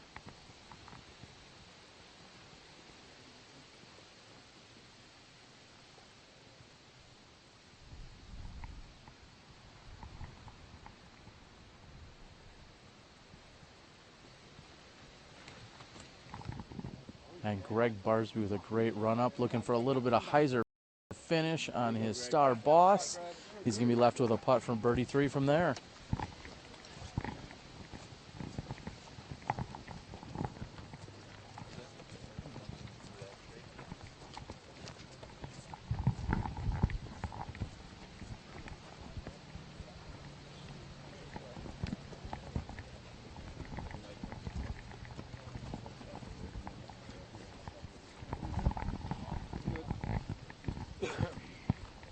I'm assuming he's using the shot.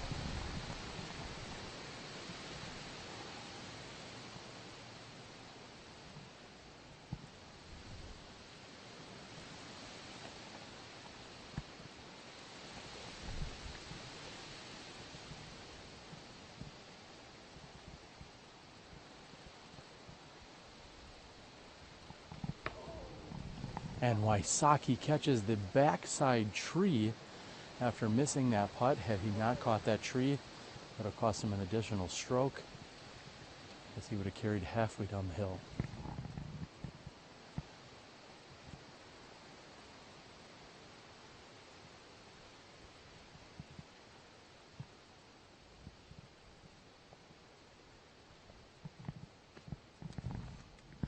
And McBeth's putt has lifted directly over the basket. Looked as if he had lined it up perfectly. However, a gust of wind caught it and carried it straight over the top.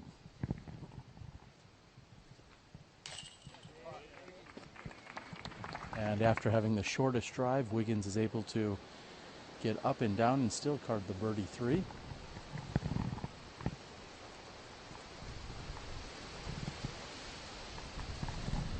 Another huge gust of wind, as you can possibly see the flags blowing on top of this pin.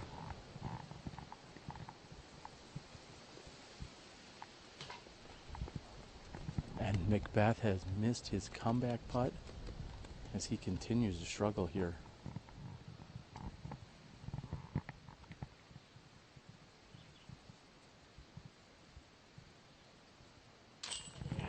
And a birdie by Barsby, as Barsby is making a run at this, putting himself in a great position to win this event. Him and Ricky Wysocki are slowly pulling away from Paul McBeth.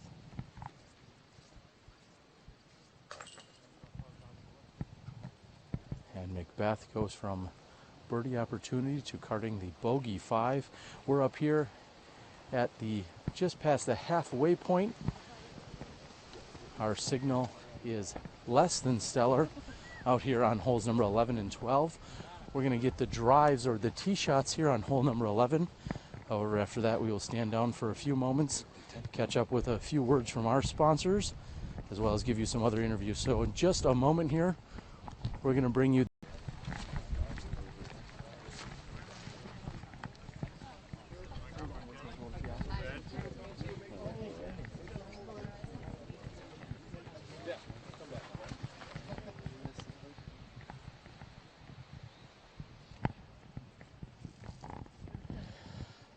As I said, we are going to hang on for just a few moments here for the tee shots on hole number 11. We see the second card is moving down the fairway.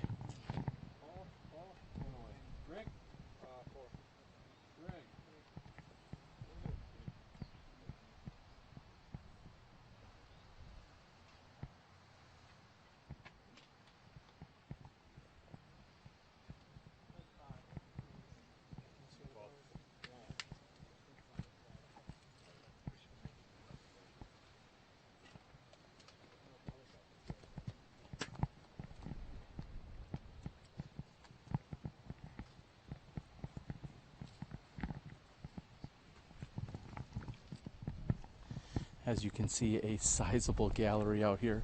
I would say this is smaller than normal. However, to have this many people out here taking it all in live and in person in some absolutely treacherous and nasty conditions, very impressive.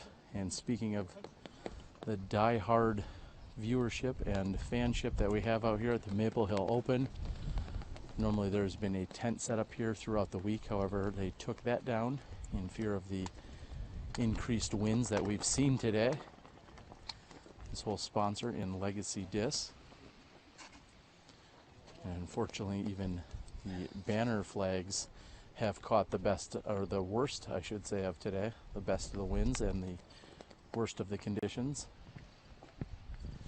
Again, very sizable gallery. We're going to watch the tee shots here from our leader card. And as they move down the fairway, we're going to have a special interview that I've done earlier in the day. You'll have to stay tuned for that in just a few moments.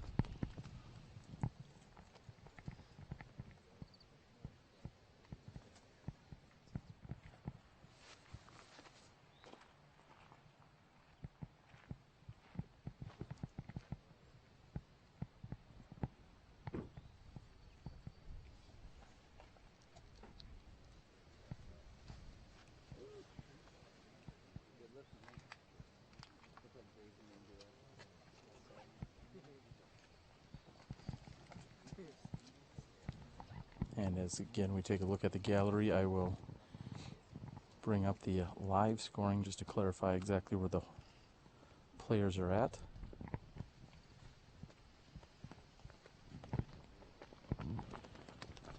If my math is correct, I see Ricky Wysocki sitting at 23 under par. Gregg Barsby tied with him at 23 under par. And Paul McBeth at 19 under par. Paul McBeth has found himself 5 over par for the round. Gregg Barsby, on the other hand, is sitting at 5 under par. Correction, I'm sorry, sitting at even. Again, a little... No, I am correct. Gregg Barsby at 5 under par, Ricky Wysocki at even, and Paul McBeth at 5 over par. Jeremy Coling still sitting in that 4th spot at the moment at 14 under par. He is 2 down for the round.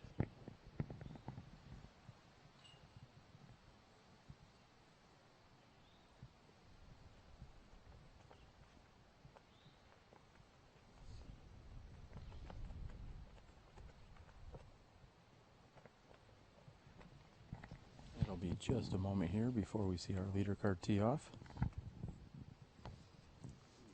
Taking a look at some of the other scores that have come in today, they have ranged everywhere from Zach Melton, one of the hottest scores that's in the clubhouse, with a -4 today, all the way to +10, +11. Here's Gregg Barsby on the tee.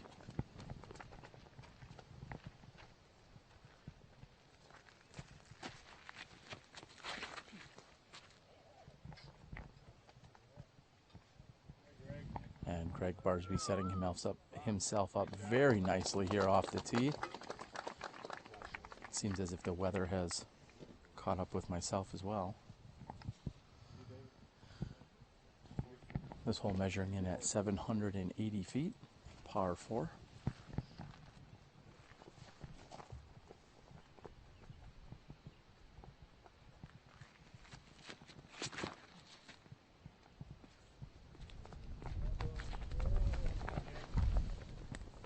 David Wiggins asking for that to sit down as he has thrown his most stable disc in his bag. This is Ricky Wysocki.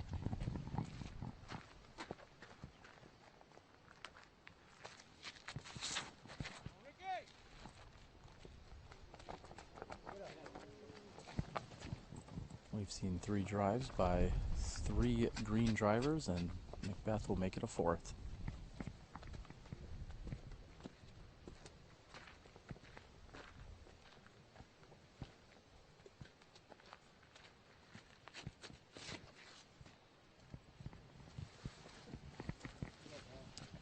And Paul also throwing a crush out there with his Green Star Destroyer. There we have it, ladies and gentlemen. Those are your tee shots on hole number 11. We've seen some very dynamic scoring out here. As I said, Gregg Barsby currently sitting at 5 under par. Ricky Wysocki sitting at even, and Paul McBeth in a position he's rarely ever been in by saying that he is currently 5 over par for this round. We see a 10-stroke swing between Barsby and McBeth just on this card in the first 10 holes. Stay tuned. We caught up with our women's champion here at the 2015 Maple Hill Open. Sit back and enjoy the final few shots from their card, as well as an interview with our champion. I'm Terry Miller, the Disc Golf Guys. You're watching SmashBoxxTV. We'll be back with you in a few moments.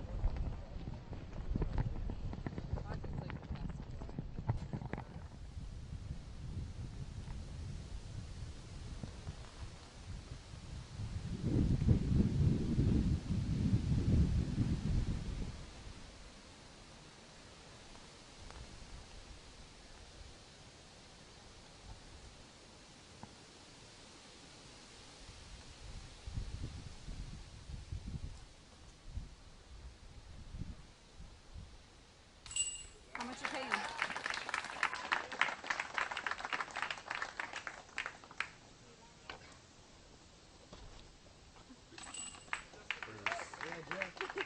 Where's Steve?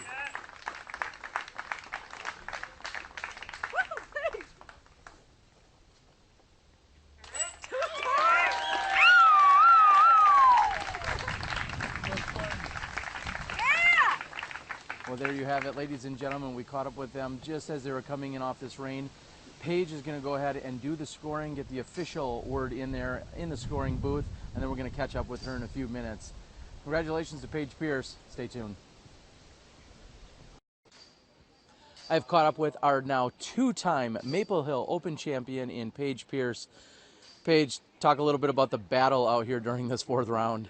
This round was crazy. It was like almost unbelievable how bad the wind was blowing. And even when it stopped raining, it felt like it was raining because the wind was knocking the water off the leaves. So it was basically lay up every putt and hope to not mess up drives and up shots. Now, they talk about this course being challenging even in gorgeous weather, but coming out here like this today, I'm sure was really difficult. Now, you had Katrina by a few strokes going into this morning's round. Talk a little bit about how that played out. You know, yesterday you went shot for shot. What happened today? Yeah, today we went shot for shot probably until like the front 9, I would say. Except for hole 7. I'm really terrible at that hole. So I was thinking if I got past hole 7, I'd be happy. And then the wind picked up. So I was like, okay, if I get past hole 8, I'll be happy. So hole 7, she picked up a couple on me. And then hole 8, we both went in the water. Hole 9, I think I got 2 back on her there. Or 3, actually. I got 3 strokes on that hole. And then the next probably 3 or 4 holes, we went shot for shot again. And yeah, it was. That's how it happened. Yeah, yep. Good enough. So yesterday we were talking with some of the players who said no matter how nasty the weather was, you're still jumping in that pond. Are we going to see that a little later? Absolutely. Yes. All right. So what would you say? I think it's about 56, 58 degrees out here. Yeah, probably around there.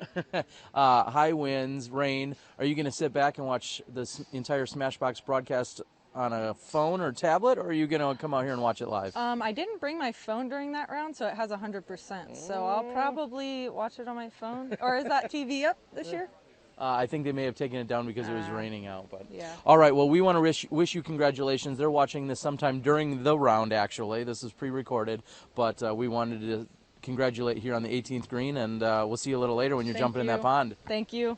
All right, there you have it. Paige Pierce, your 2015 Maple Hill Open repeat champion, along with another National Tour victory. Congratulations. Thank you.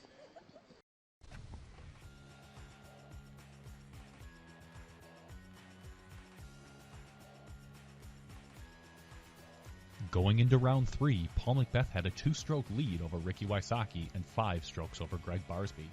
That lead quickly evaporated as Barsby and Wysocki both got out to lightning-fast starts on the Maple Hill Gold course. David Wiggins Jr. maintained his steady pace and occasionally showed off why he was the world distance record holder. By hole 14, McBeth was 1 stroke behind Ricky. That quickly changed when Paul marched through the last 5 holes of the course, taking advantage of the birdies, while Wysocki and Barsby struggled with the Maple Hill fairways. When the round finished, we saw Paul sitting with a 1-stroke lead over Wysocki. Round 4 will add another layer of complexity as our players have to deal with difficult weather conditions. Stay tuned as we find out who will be crowned the 2015 Maple Hill Open champion.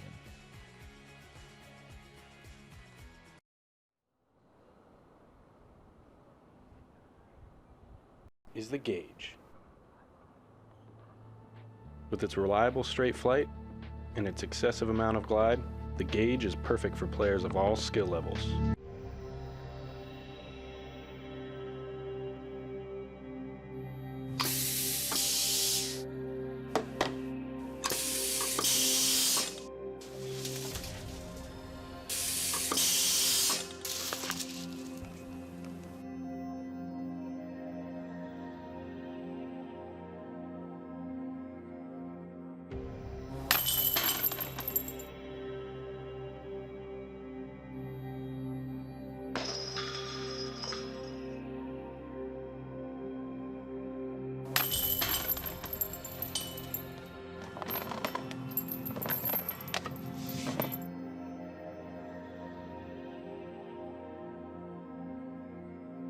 The Mach X by DGA, the evolution of disc golf.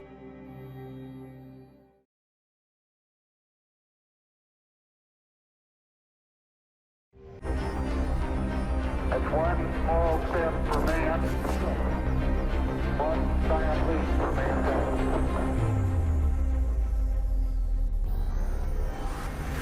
We choose to go to the moon.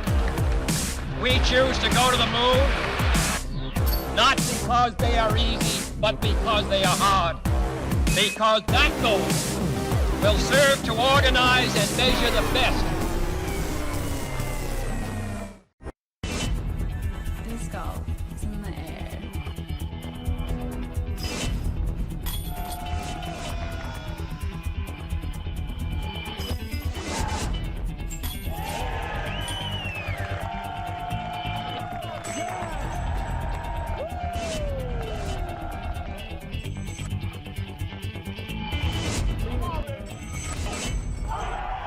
Join the excitement at pdga.com. Disc golf is in the air.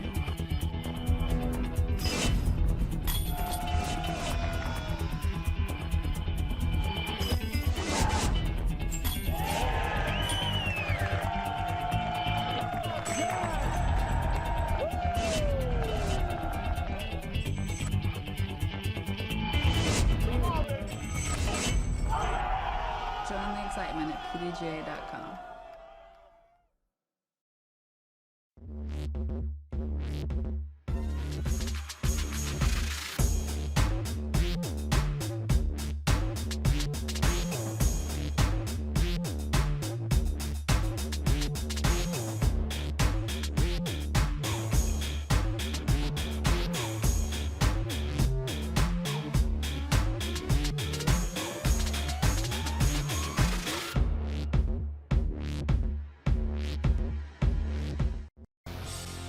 I'm Ross Brandt. I'm from Minnesota, and I play for Vibram Disc Golf. Vibram Disc Golf is everything. Disc golf's awesome.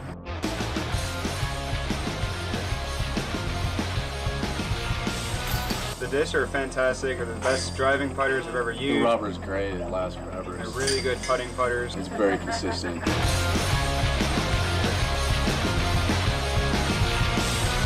They want the best disc out there. Vibram's definitely making their mark.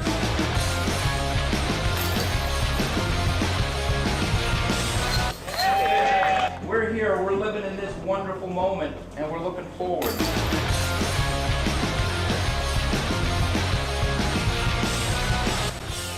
What Vibram's doing is, pushing everybody else a lot harder to commit to the future like they are.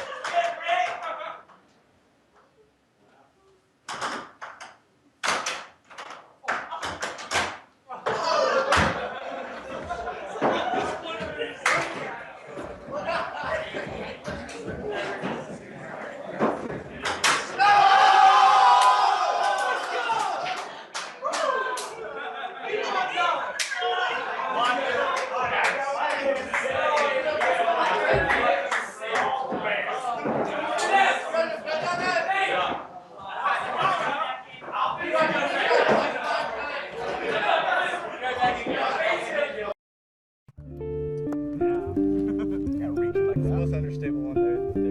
I can't wait to light up.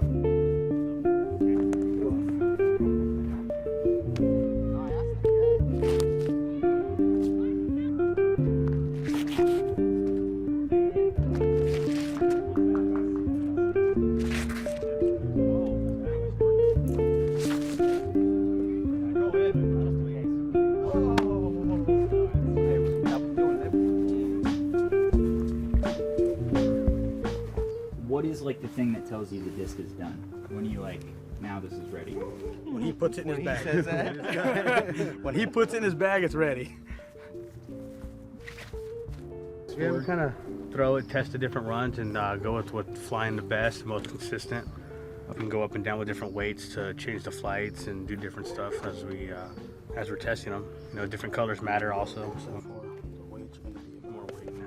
About 8 grams difference. We made and designed the mold to do a specific thing. So we're out there testing the mold, testing the plastics to make sure that's how we design the disc so it can fly the way we want to.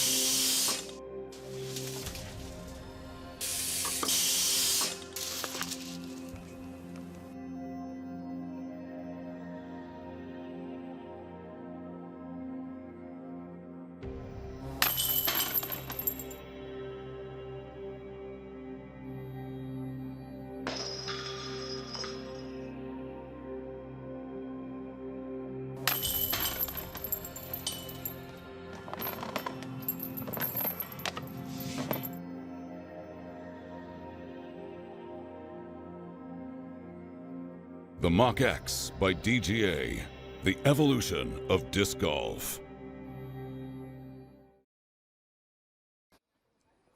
Welcome, everyone. I have caught up with Gregg Barsby, who's been touring extensively around the country this year, and even more so, you've been playing pretty good. Tell us about it. Thanks. It's been fun. I've been a little tired and haven't practiced as much as maybe I thought I would be, just because all the traveling, keeping my body fresh for the game and knock a few more putts in here and there. So would you say as you're getting older and a little more experienced, maybe you're deciding when to practice, when to take it back a little? Yeah, for sure. I'd say I don't play much on Mondays or Tuesdays. This week we got out of there late and we drove all the way across the country, so I'm a little tired today.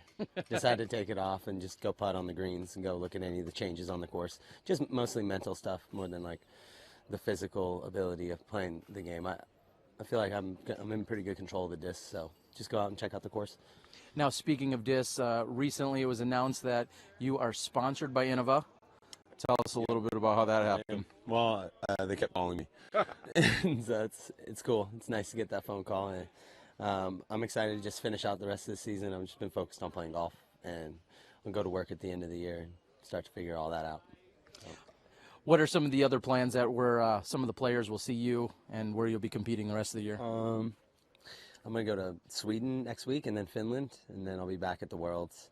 I'm not sure what I'll do in between the Worlds and Ledgestone. I might play one, maybe Mad City, and then down to Georgia, maybe try to find one in Texas, but I'm on the road for another 4 months. Wow. Well, Gregg Barsby has been a traveling man and a very successful one at that. We wish him the best of luck the rest of the week here. We'll catch up with you guys a little later. Thank you. See ya.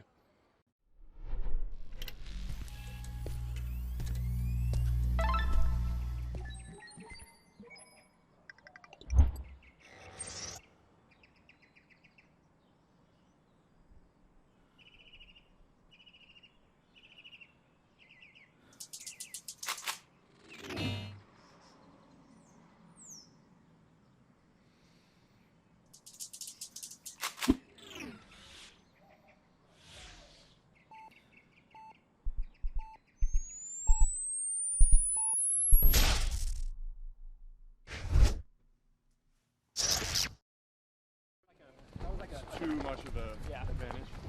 rocked so hard on every shot. Do you see that one? And welcome back, everyone, as we have caught up with our second card here on hole number 13.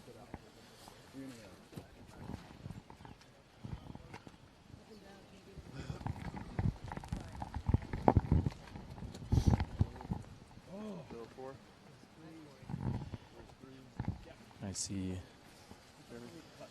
Will Schusterich and Joe Revere, Dave Felberg, and Jeremy Colling, all again here on hole number 13. They're going to be teeing in just a few moments.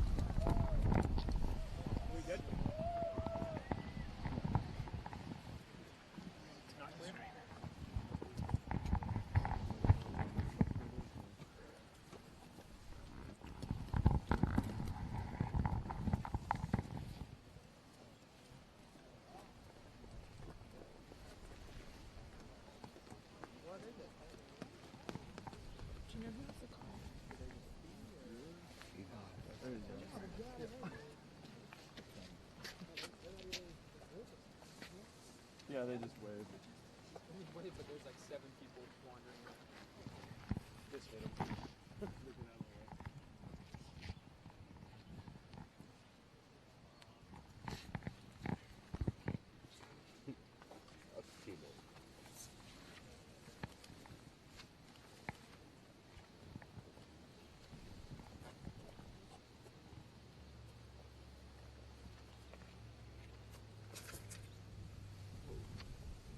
Drop.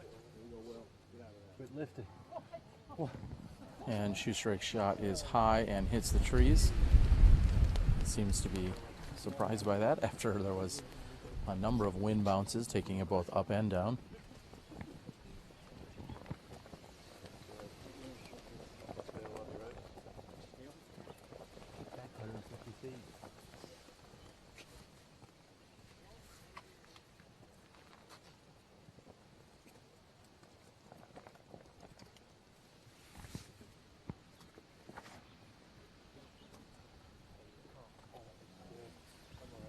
And a beautiful shot here by Joe Revere that is fading slightly to the right-hand side.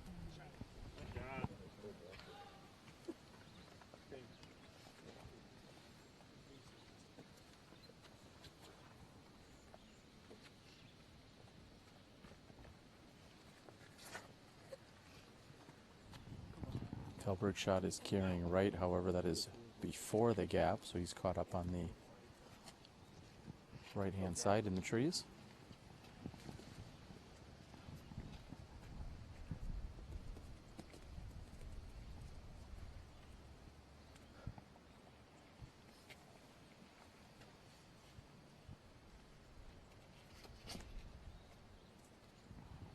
And Big Germ gets a late turnover, yet barely squeaks under the same branch that Schusterich had hit. And now he's down and on the right-hand side. It seemed a little bit of a gamble there, or pinball.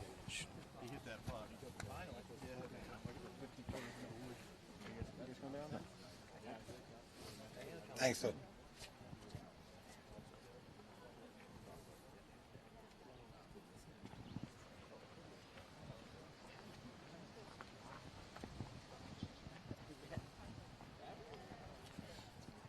As I look off to the side, I see the leader card throwing their approach shots on hole number 12.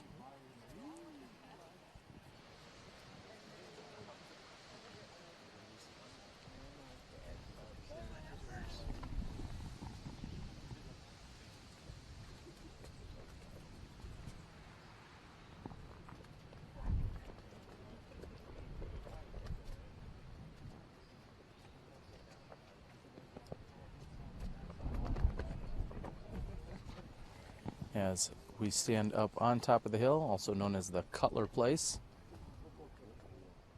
we feel both wind and rain, as it has been intermittent out throughout this entire round here.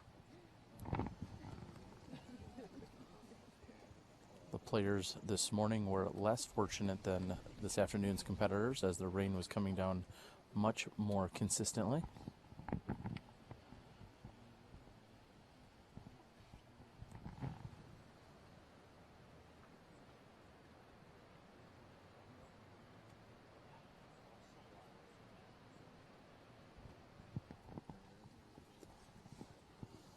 Another scoring update for you that Gregg Barsby is currently sitting at -24. Ricky Wysocki at -23. Paul McBeth at -19. Again, McBeth has 5 strokes on the next closest competitor, so it seems as if it may still be a 3-horse race. However, both Barsby and Wysocki have pulled away from McBeth.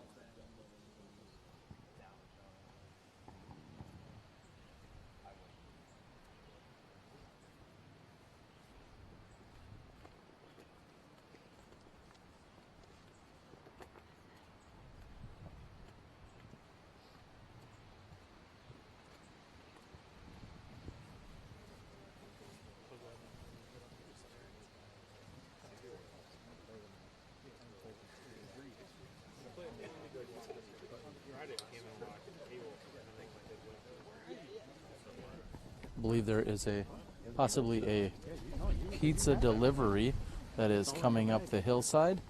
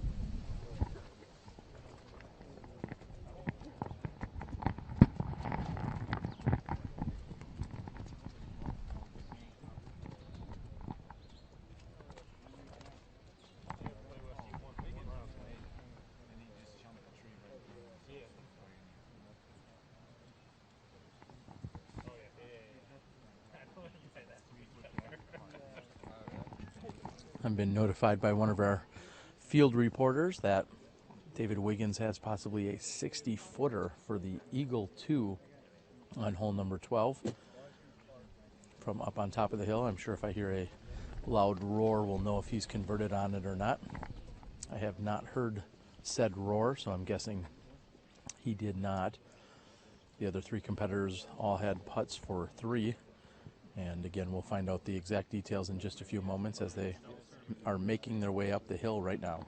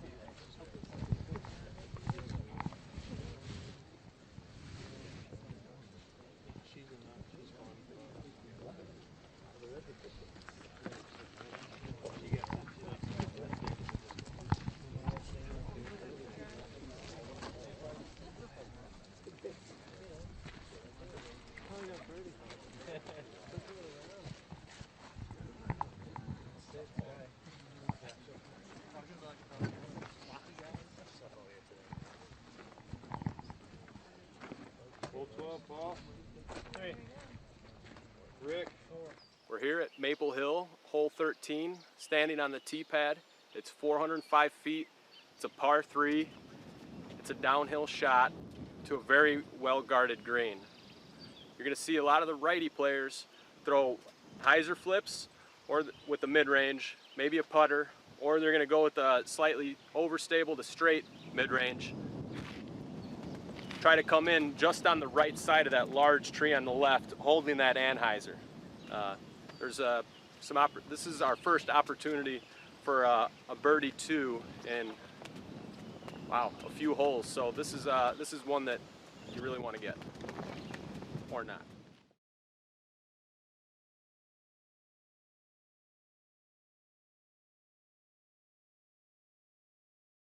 The same.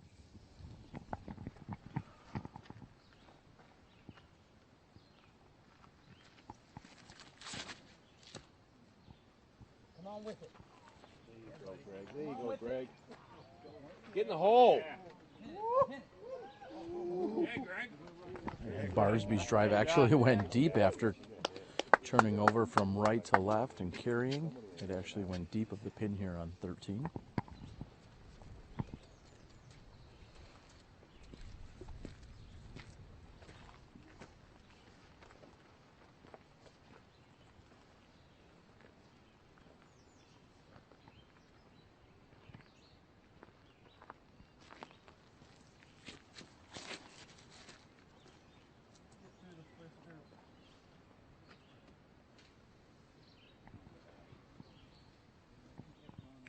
And McBeth asking for his rock to filter through the trees on the right side.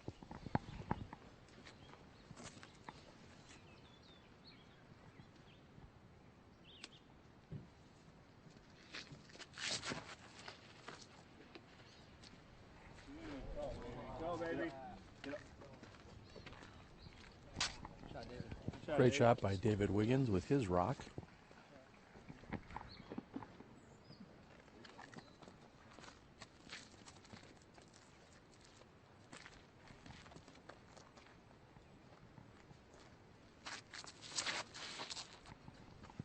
And Ricky Wysocki with a putter of sorts. Those are your tee shots. He gets a kick on the left-hand side. We'll be back with you in a few moments. Thank you, sir.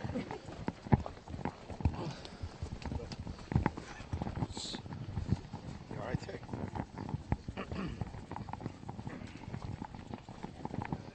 You can stand, yeah, good for a few minutes, for a few seconds. Yeah, keep the water off it, too. Yep. You're dangling. Yeah, I am. You want to dangle.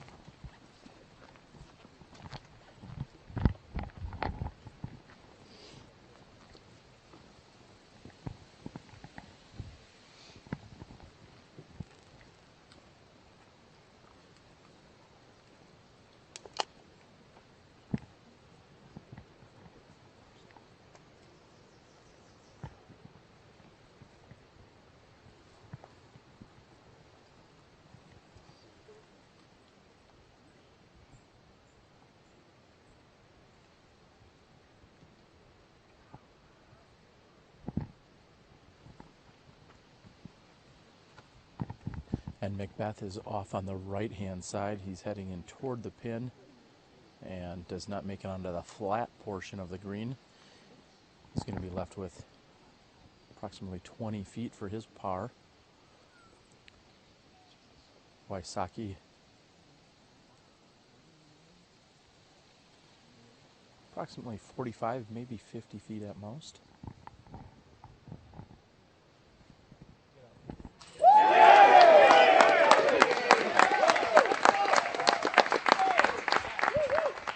And Wysocki has put an exclamation point here on hole number 13. Beautiful putt by Ricky Wysocki.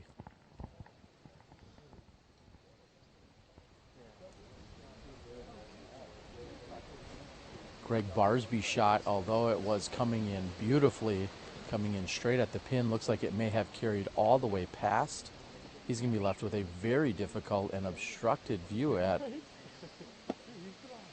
from behind the basket here on hole number 13.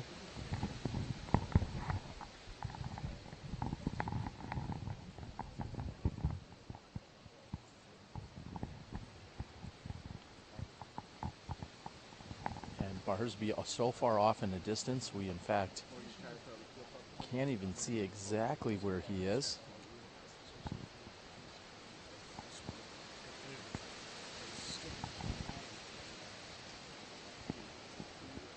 Walking up with me just a moment ago was Paige Bjerkes. And Paige, did you see that putt by Ricky Wysocki? Yes, that was insane. Did not expect that. I would say I expect anything inside 100 feet for Ricky Wysocki to give it a good run, but with the uneven service and a beautiful long jump up by Wysocki.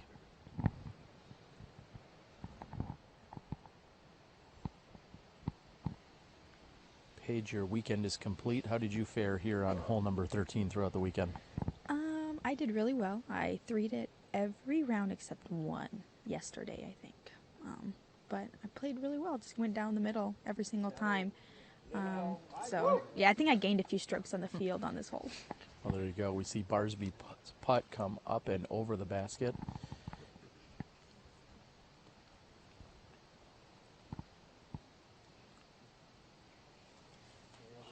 And Wiggins has struggled somewhat with his putting today. However, that is high and left. Paige Bjerkes with the call here for Paul McBeth's putt. He's going to make it. He makes every putt. He has been struggling with a few of the shorter putts today, which is very surprising, but Bjerkes was right on with that call.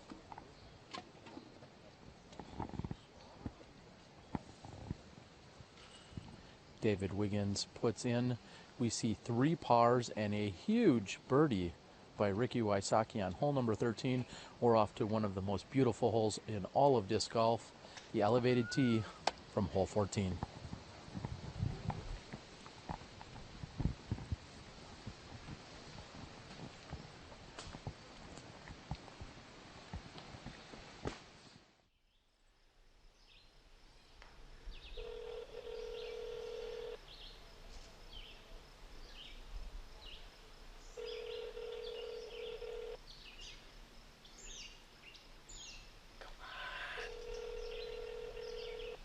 Need to know what to throw on hole 14, so I'm calling Paul Oman. He's not answering. Hi, you've reached Paul Oman, and I can't take your phone call right now. If you leave a brief message and your phone number, bye. Guess I'm on my own.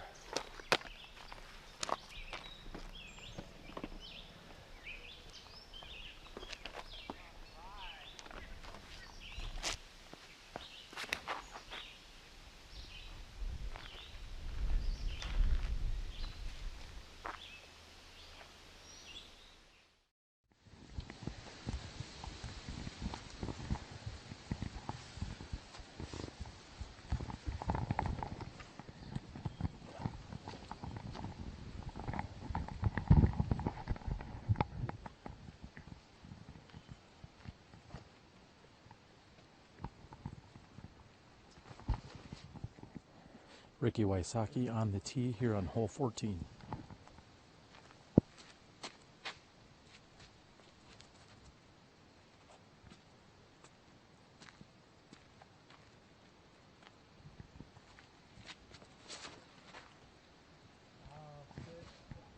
And Wysocki plenty safe, as that is dropping hard on the left-hand side. He gets a little assistance from a tree.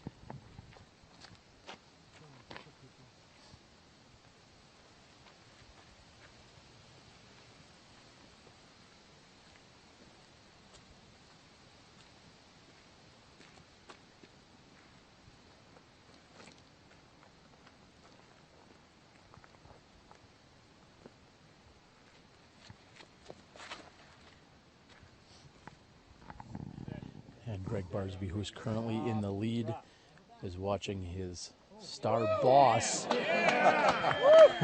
And Gregg has to be happy with that, although he couldn't show the emotion very happy with a great kick here on hole 14.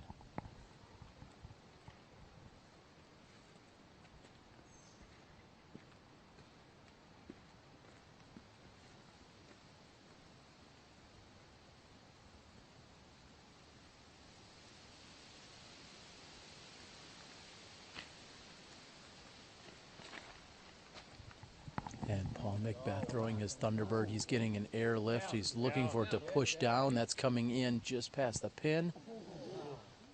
And Paul's going to have a look back toward the pin with the water directly behind it.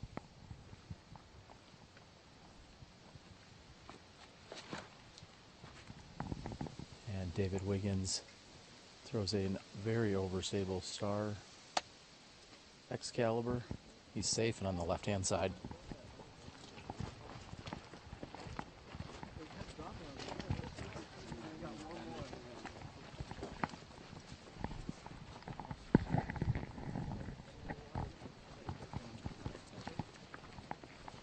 Right now we are sitting with Gregg Barsby in the lead, 1 stroke over Ricky Wysocki. However, getting the kick off that tree is going to allow him to run this birdie putt from inside the circle. Wysocki at best is going to be able to get up and down and card a 3. Gregg Barsby will likely remain your leader going into hole number 15.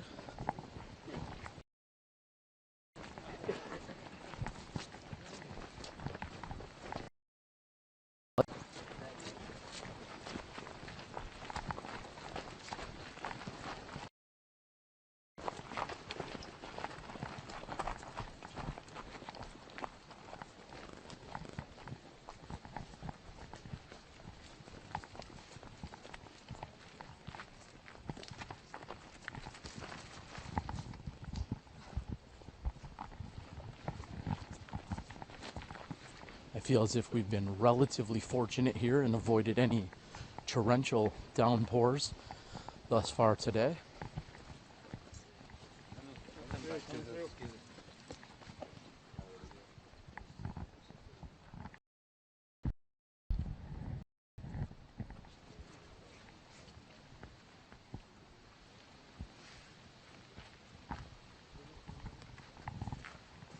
think it's you, Dave.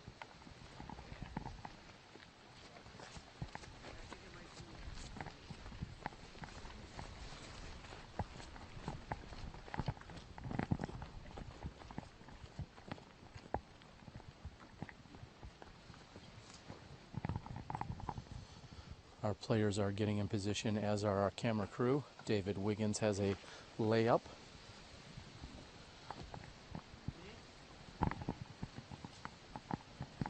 Paul McBeth will be next to throw.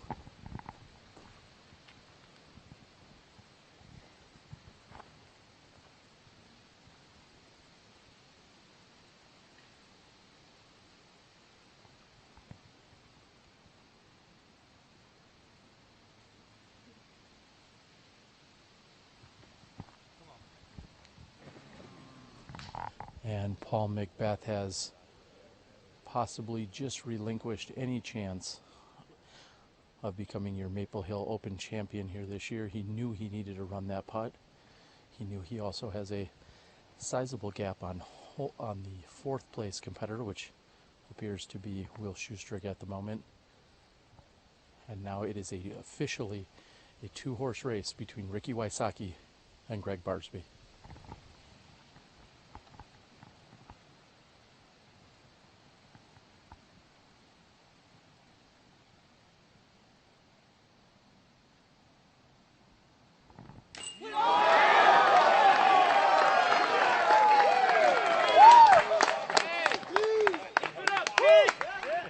And Gregg Barsby has a smile as he walks up. I have goosebumps as Ricky Wysocki has just canned an amazing putt. This is Gregg Barsby to answer.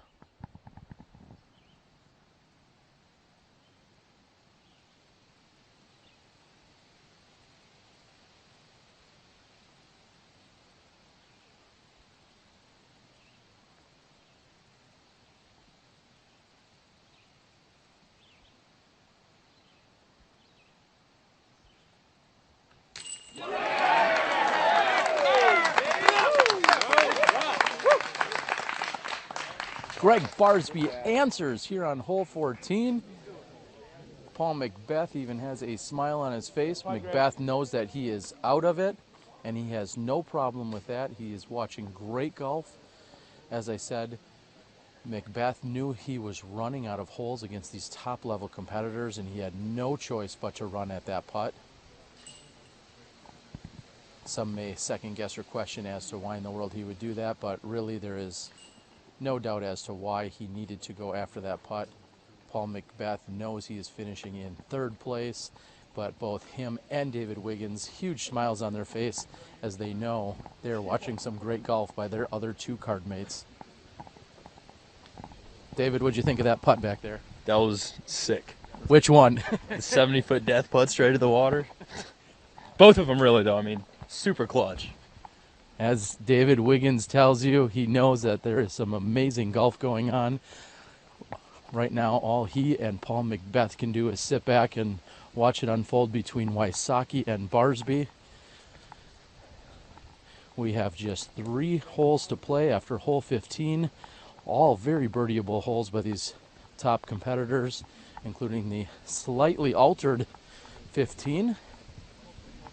We've seen McBeth have this hole dialed in, but as I said, there are not enough holes on this course for even Paul McBeth to catch both Barsby and Wysocki.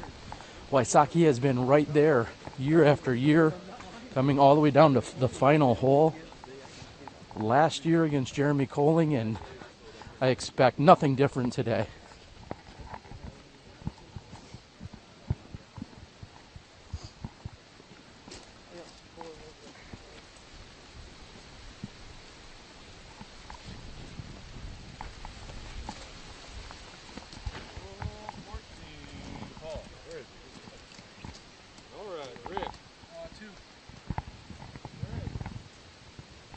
If you are not excited about what you're watching, then you do not belong in the sport of disc golf, as Ricky Wysocki and Gregg Barsby are going shot for shot against the other.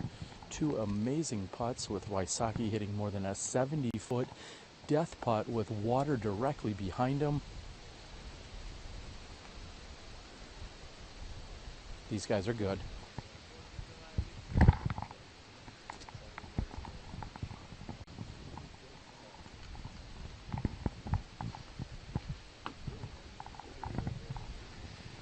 Unfortunately, it looks as if we have caught up on the second card on hole number 15's basket. Gregg Barsby taking a moment just to relax and catch his thoughts.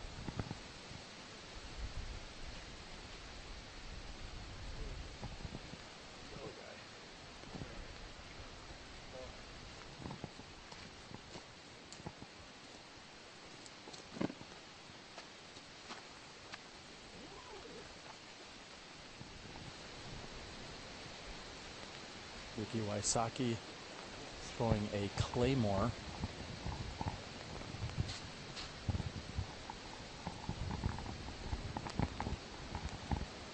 Ricky Wysocki on the tee.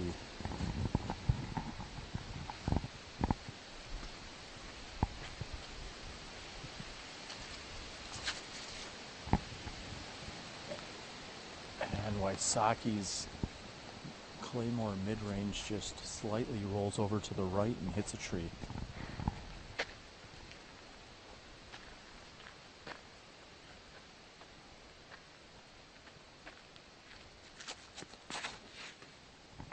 And Barsby's heading for the exact same tree with the exact same kick. We'll see if either one of them has a better position. However, they both hit the exact same tree. Here's David Wiggins with a champion rock.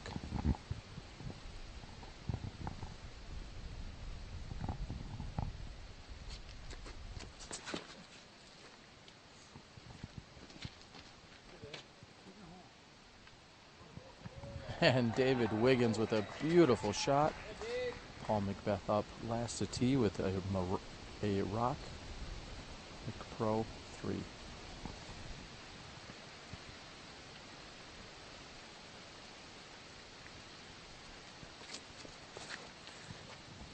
And if you've said that Paul McBeth is dialed in on this hole, that would be an understatement. Looks like, yes, he has gone slightly deep. However, this laser drive here on hole 15 has been right in his wheelhouse this entire weekend.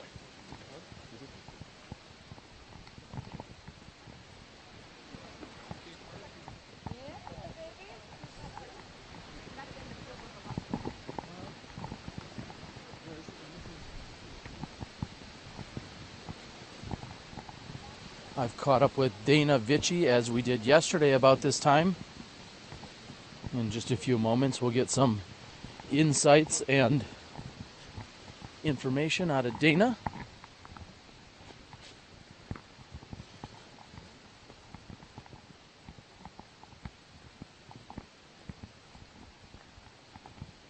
We are also hearing confirmation there is in fact a backup on 16, as there frequently is.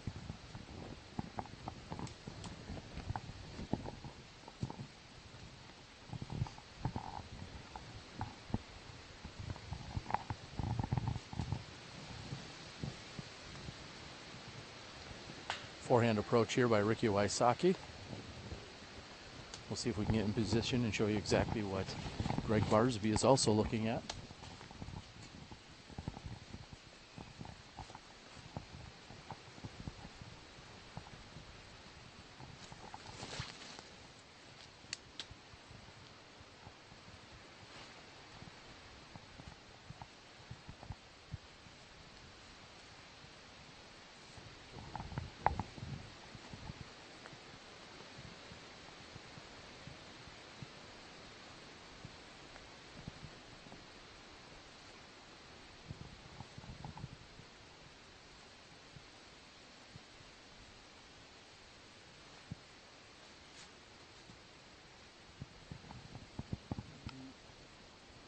Barsby's forehand looks to be just a bit deep.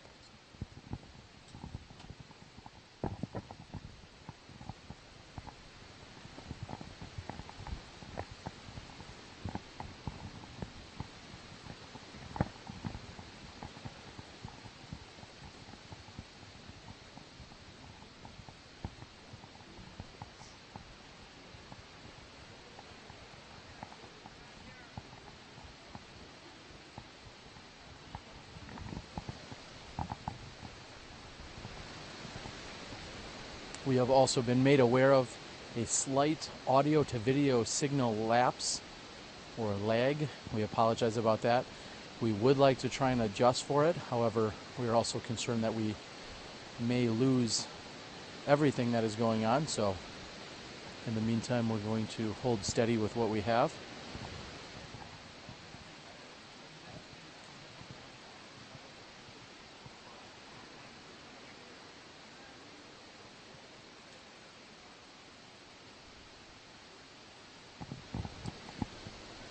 And it seems to be some discussion as to where the competitors are. I believe Gregg Barsby has gone, in fact, deeper than I realized he did. Dana, I had made a comment about Gregg Barsby going deep on that approach shot.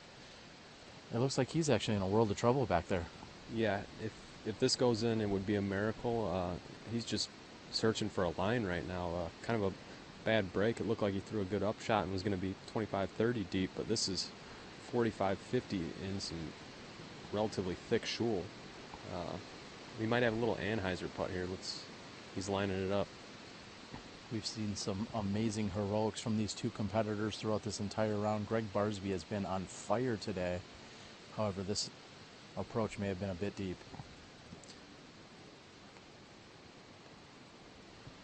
And Barsby frustrated with himself as he knows he has relinquished a stroke that may have even tied him if Ricky can get up and down here. This is McBeth who's had this dialed in. Let's see if he can find his putting stroke for the last few holes.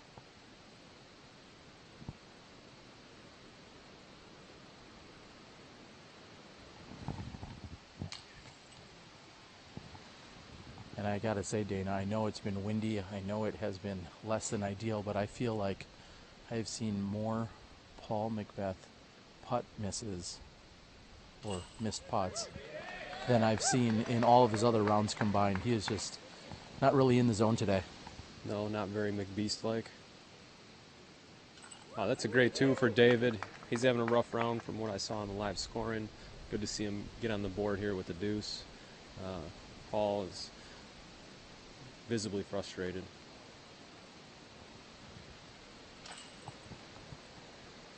Paul McBeth is in for the 3. That'll be the first time he's taken a par on it this entire weekend. And Barsby with a bogey 4. We have somewhat of a backup here on 16. We're going to try and adjust any issues that we can for our final 3 holes. Doesn't get any better than this right here at the 2015 Maple Hill Open. Hi, we're at hole. With its reliable straight flight and its excessive amount of glide, the gauge is perfect for players of all skill levels.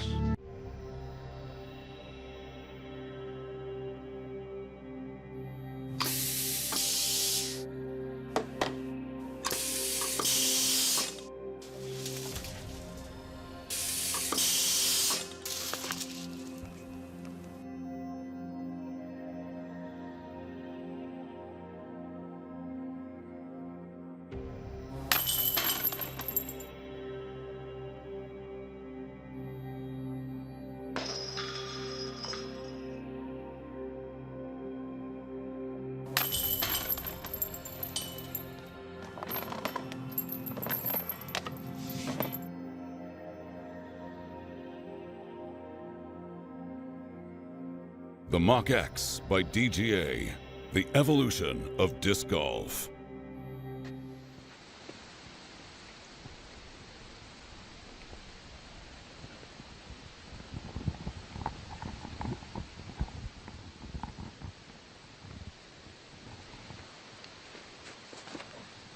And David Wiggins with that,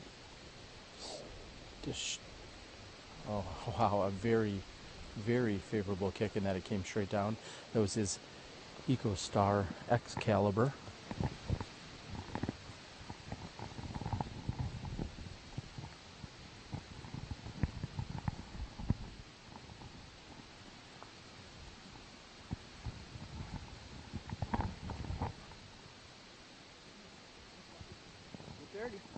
Ricky Wysocki fights through the left-hand side. He's going to find himself in the center of the fairway. That's going to be a very long putt.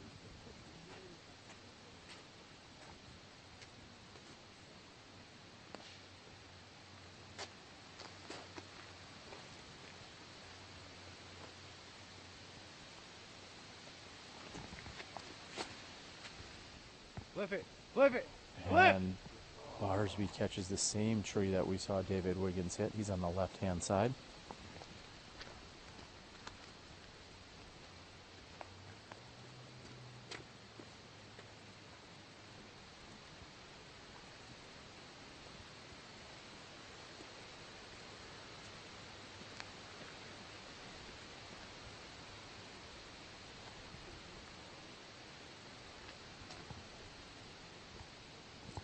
Please go out and share this link as we have just 3 holes to go. This is Paul McBeth with a Star Destroyer.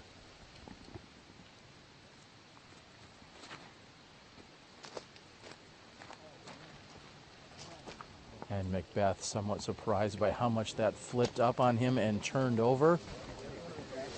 We've got a huge gallery moving down.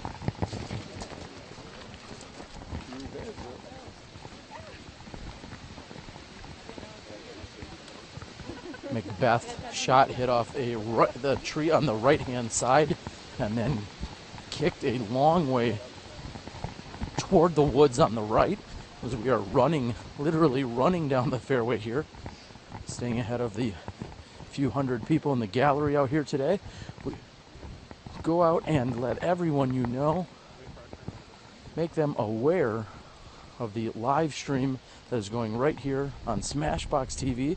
We've got just a few holes remaining. Gregg Barsby and Ricky Wysocki are tied with 3 holes to play.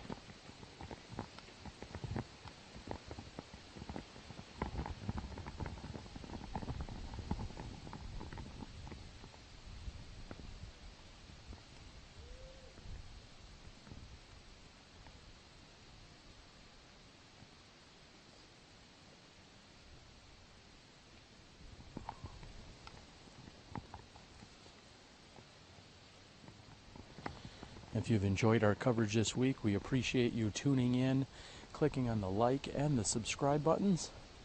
Also, we have a donate or support feature if you'd like to do that to see more of our live broadcasts in the future. If you go to smashboxxTV/support, you're welcome to check out various options there. And even if you didn't like our broadcast, we're still glad you're tuned in. We're still glad you're providing us with feedback, and we will continue to improve with every broadcast we bring you. Barsby has made it all the way through. He is deep and past the pin. However, he has made it all the way through, and he'll have an open look from there for his three.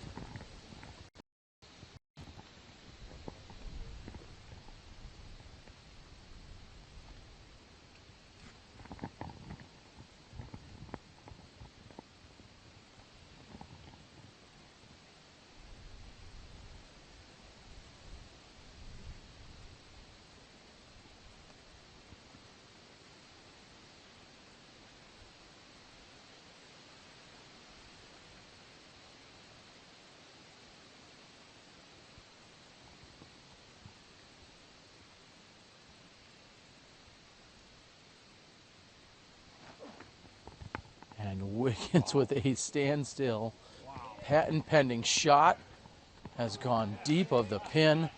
Just the fact that he was able to navigate through that fairway and get deep of the pin. What an amazing shot by David Wiggins.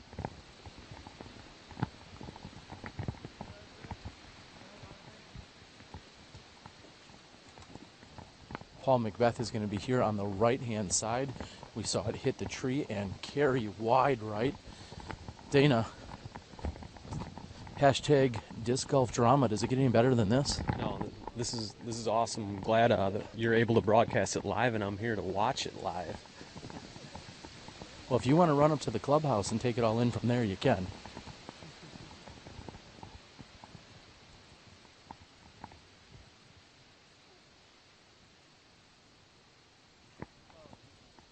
And Paul throwing it low. He knew right out of his hands he did not put enough on it. Paul throwing his go-to Nova in the water back on hole number 5. I believe that was a backup for him.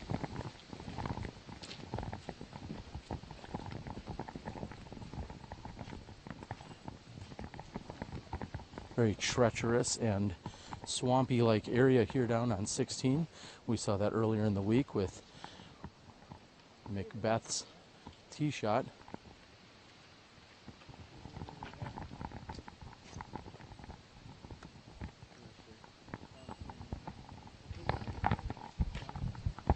Ricky just making clarification that he can take casual relief.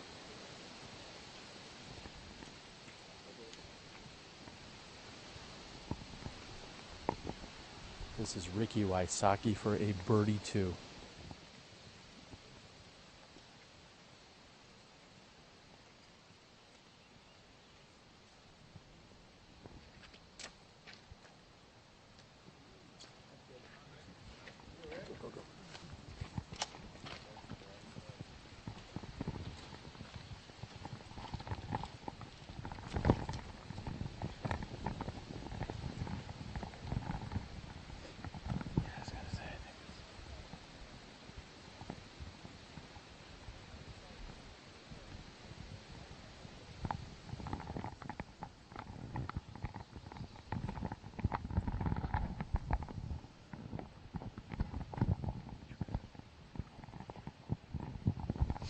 This is David Wiggins for his 3 after that standstill approach.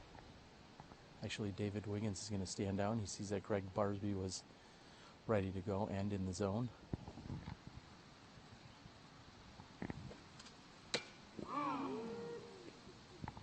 And Barsby with a straddle jump putt.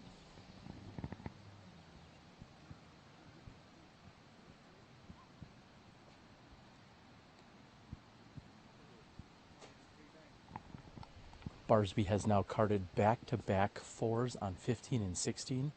Wysocki has gone birdie par, assuming he puts this in, which he will. And as I said, Ricky Wysocki has now picked up 3 strokes on Gregg Barsby. Correction, 2 strokes on Gregg Barsby in the last 2 holes.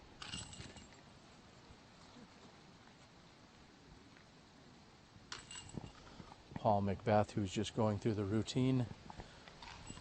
I caught up with Paul earlier in the year, and he had made it very clear that if he is not in contention for first place, it almost doesn't matter to him, and that's not really a cocky remark.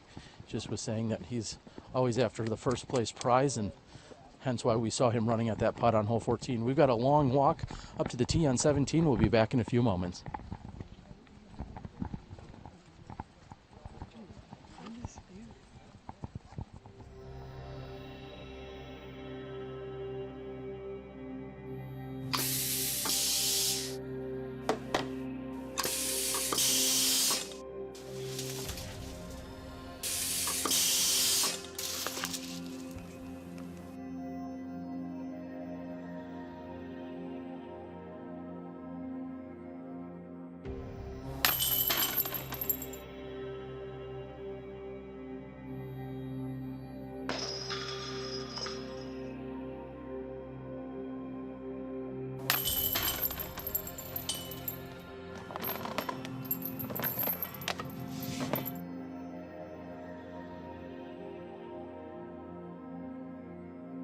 The Mach X by DGA, the evolution of disc golf.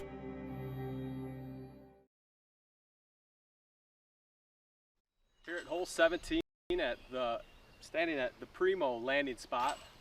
I'm center cut. We just threw over 1 million or 2 million Christmas trees. You definitely don't want to land in there. But we're throwing to a really fast green here. It drops off. It's got some rocks. So it's easy to go deep, or if you come up short, you're going to be facing a little bit of a death putt. But you can see the flag from here. That's good. Give you something to aim at, and hopefully put it right underneath.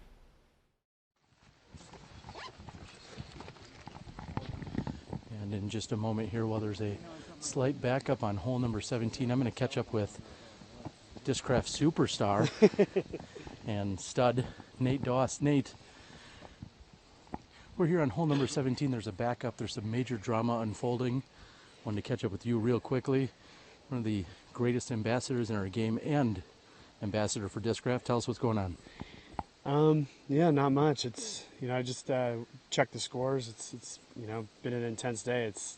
As the viewers have seen, the weather here was just, almost unplayable in some cases, but it's great to see these guys battling it out, Barsby and Ricky sort of going at it now, 2-man game. But I'm interested to see what happens. Both will be a first-time champion at the Vibram, and I'm happy to welcome them to the group of champions for sure. Now, you have been playing for Discraft ever since you were a little guy, and you've won 3 world championships with them, and you've also brought home a title here at Vibram. What does that mean to be a part of that team? Discraft's like a family. They've been so good to me for so long, and so good for the sport, and I'm really proud to be a part of Discraft and just a part of the Discraft disc golf family. And here at Vibram, to have Discraft come back, sponsor the event, really shows how elite this tournament is. Discraft is very proud of who they sponsor as far as events is concerned, and it means a lot to me to have a tournament that I've won be sponsored by the company that I'm sponsored by. So it's really nice for sure. Yeah, it makes sense, and we've seen Discraft step up in some major ways, of course, at the national tour with the memorial that kicks off every year, and now also the Ledgestone Insurance Open, which is going to be more than $65,000 added to the purse, and then the U.S. Amateur Championships, 3 of their flagship events. But like you said, I think they seem to be getting more on board with more events across the board, and that's good for everybody, all of us inside the sport. Yeah, big shout out to Bob Julio. He's our team manager, but he's taken a much bigger role as far as tournaments and events go, and I think he's done an incredible job in partnering with great events. Discraft is, we produce a great product, but a lot of people always ask, why aren't you out there more? But I think we always try to really strive for, to be a part of the most premium events. And of course, in any business, you have to make work for a business what has to work. But, big shout out to Bob and Mike over there at Discraft for sort of stepping up and doing some new stuff. Yeah, and I have to say also a big shout out to Bob and the rest of the guys over at Discraft working with us to bring you the Memorial Championships earlier this year, which was huge for SmashBoxxTV. We saw that epic playoff. We saw, the 3 great courses over 4 rounds, and we're looking forward to working with them more in the future. You're going to be back on the road right after this event. In fact, over a pond even specifically, and we're not talking about hole 1 here. Where are your plans next? I mean, it just seems this year we've sort of taken a step back, and I don't think I've ever worked harder, honestly. But we're going over to Europe for the 2 majors back-to-back, one in Sweden, one in Finland. Both Val and I are extremely excited about it. We've been going over there for a decade now, and it's really just an honor to continue to travel over there and try to play for the biggest and best tournaments in the world. And you just returned from Russia doing some amazing work over there. Real quickly, give everyone a rundown of what you're doing. I mean, the Russian thing was a U.S. state-sponsored event or trip. So the U.S. government paid for us to be there. We taught in orphanages with young people, with people who just had never seen the sport. 99% of the people we came across had never heard of disc golf. And I swear 100% of them loved it. Good. And so it was really exciting and a huge honor for sure. And of course, I trust you left some SmashBoxxTV business cards behind so they could watch this weekend. Always, always. I knew you had our back. Well, that is Nate Doss of Team Discraft. We're going to get right back to the action here in just a moment for this exciting playoff. You're watching the 2015 Maple Hill Open. Let's do it.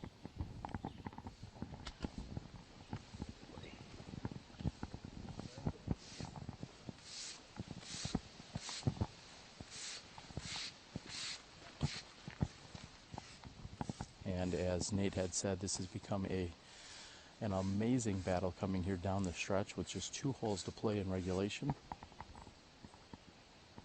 We see Ricky Wysocki and Gregg Barsby battling it out.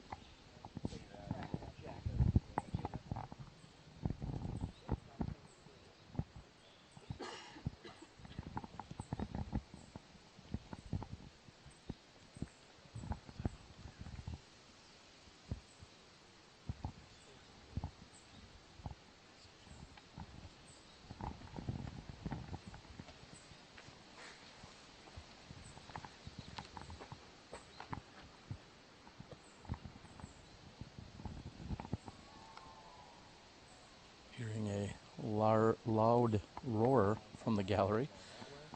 I believe the wind is coming into my mouth and mixing my words together here today.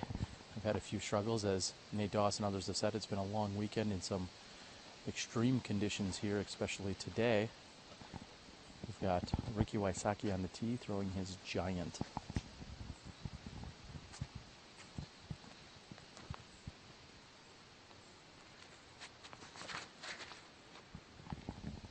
Wysocki's drive looks to be just about perfect. Huge turnover shot. Nice shot, Ricky. And the gallery loves Ricky Wysocki's tee shot.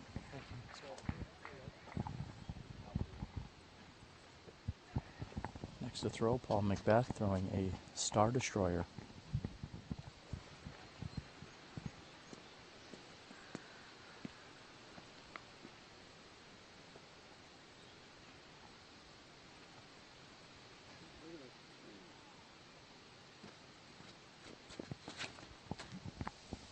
And McBeth putting a little extra mustard on that.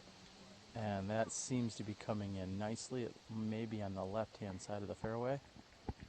And the gallery likes it.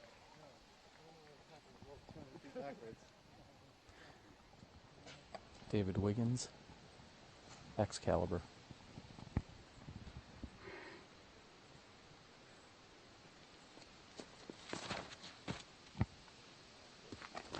And if that can flex out for Wiggins, he's going to have a great looking shot. However, well, it sounds as if the gallery loves it. Gregg Barsby, last to tee.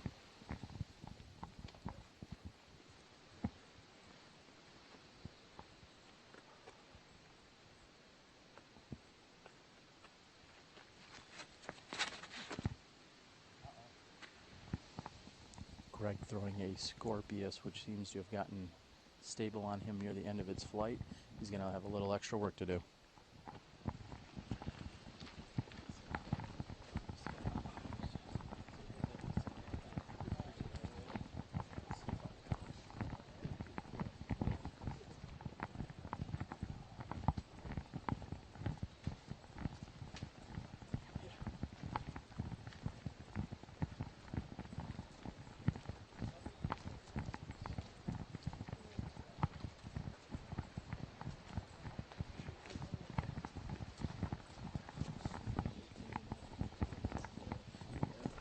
Immediately upon release, Gregg Barsby actually uttered the words, "uh-oh," knowing that his shot was a slight misfire. And as we are making our way through the Christmas trees here on hole 17, we see that the skies have lightened slightly. However, the wind has remained. We are not feeling any raindrops or mist at the moment.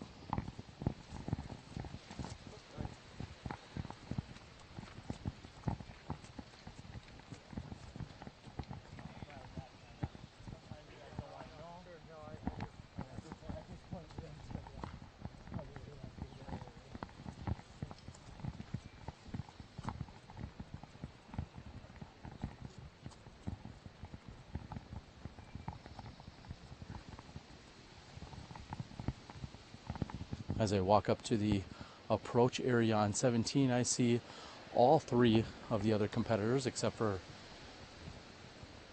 Gregg Barsby's shot.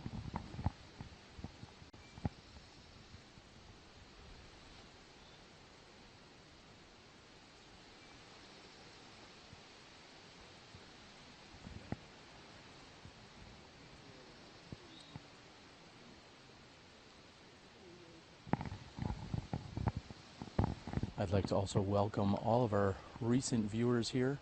We have an epic battle taking place with Ricky Wysocki, one throw ahead of Gregg Barsby.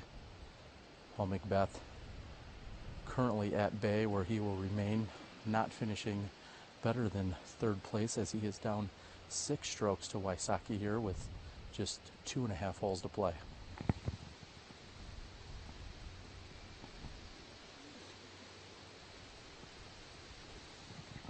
Barsby making sure of his line. He's got approximately 220 feet left to the pin. This basket sits on a somewhat of a perched ledge.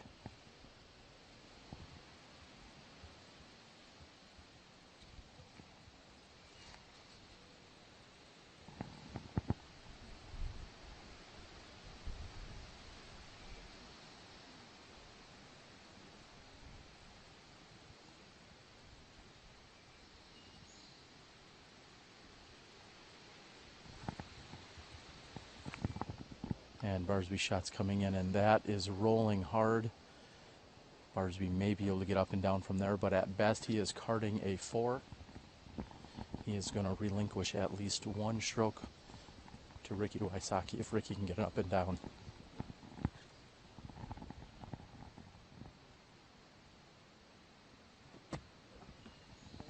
And Paul with a jump putt that should finish just right of the pin.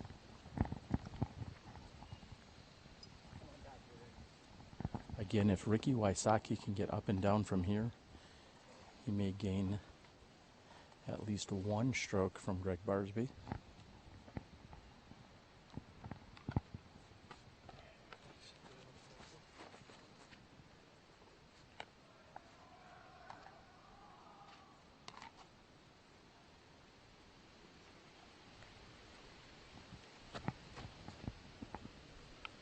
And Wysocki should be happy with his layup from there.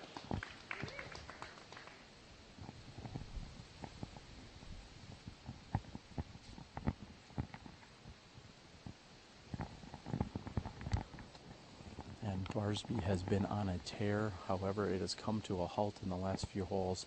Ricky Wysocki is going to be up at least 2 strokes going into the final hole.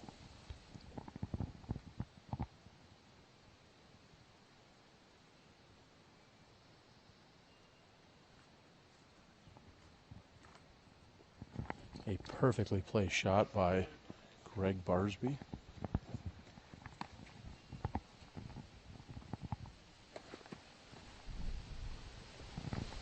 David Wiggins has a simple approach shot to the basket.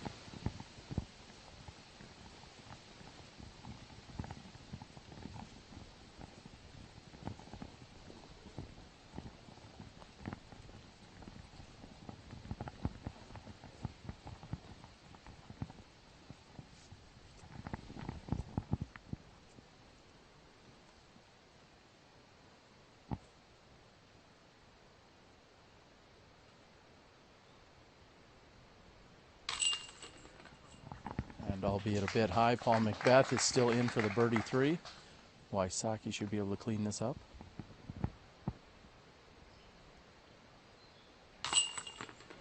And a little fist pump by Wysocki. He's happy with that. He's got 2 strokes going into the final hole.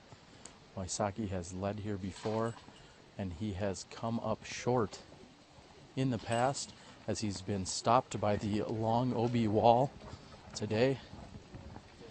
Barring a huge mistake on Wysocki's drive or approach, he should be able to bring this home with 2 strokes to go on the final hole, hole 18.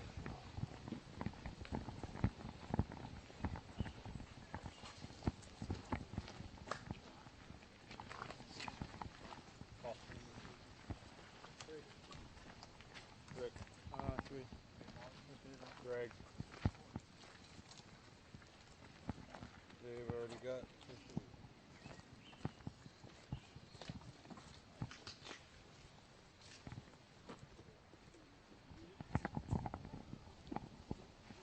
We are back here at the tee at the moment and waiting for the gallery and players to move down the fairway here on hole number 18.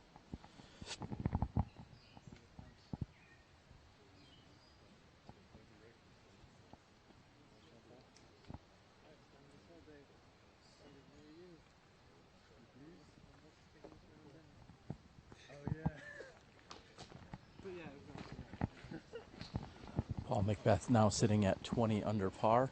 Be out here again.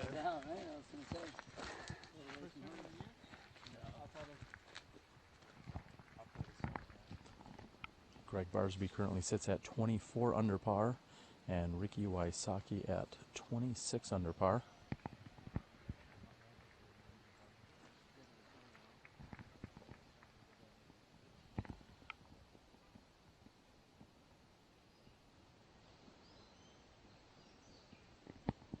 Cameron Colglazer is currently in the clubhouse with the leading score of the day at 5 under par. That has jumped him up a number of spots. This is Ricky Wysocki on the 72nd hole at the Maple Hill Open.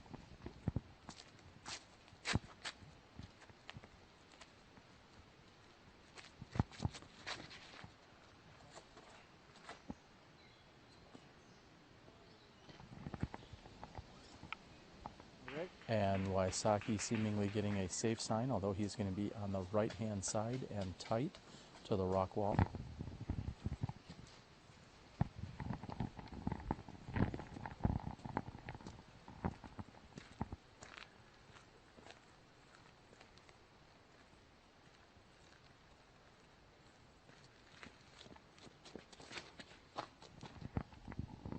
And Paul McBeth with a little more angle than he was looking for. Huge drive. However, had it flattened, he would have gotten even more distance. David Wiggins, third to tee.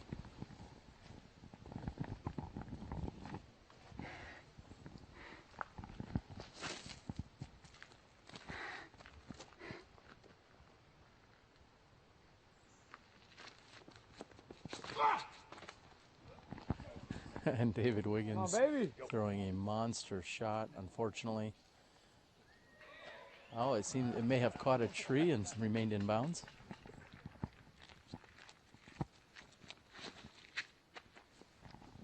And Gregg Barsby with a solid shot straight up the center, similar to what we saw from Wysocki, however not quite as tight. And here we are, ladies and gentlemen, our 72nd hole of the 2015 Maple Hill Open. Ricky Wysocki holding onto a 2-stroke lead at the moment. Ricky Wysocki can lay up short of the drop zone, throw over to the green, and take a par 4 to likely secure his victory. The last 2 times he's been in contention to win this event on the final hole, he has gone OB on the island green of hole 18. Today he has the luxury of laying up.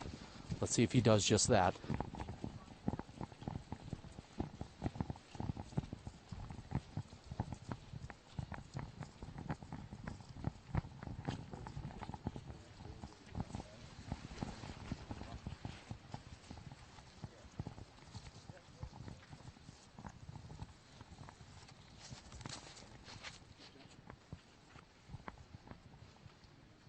Can I get the live scoring again? Gregg Barsby clarifying the live scoring as to exactly what the scores are at. So yours would be 20 and then I'm 20. I'm not catching either.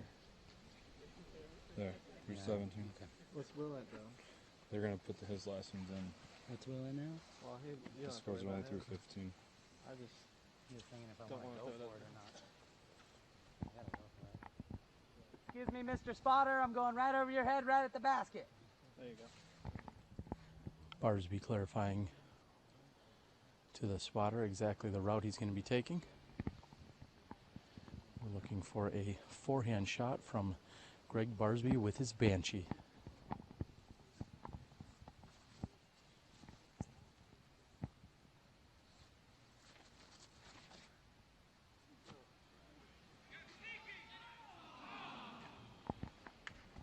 And Gregg Barsby has come up short, all but declaring Ricky Wysocki your 2015 Maple Hill Open champion.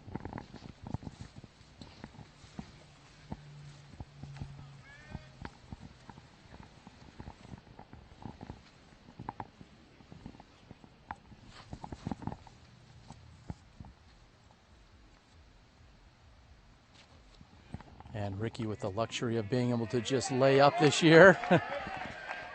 The gallery knows it, that's all he needed.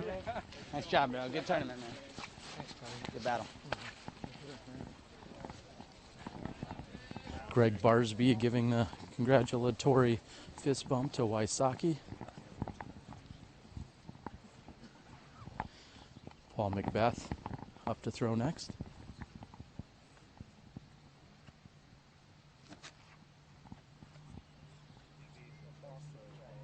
And with ease, Paul McBeth will finish out, more than likely with a birdie 3 and in sole possession of third place.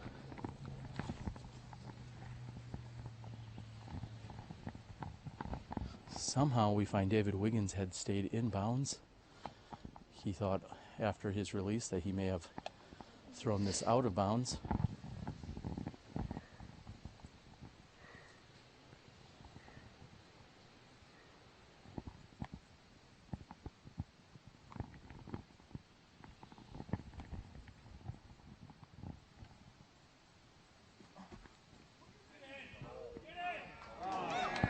And Wiggins almost eagles the final hole with a long jump putt.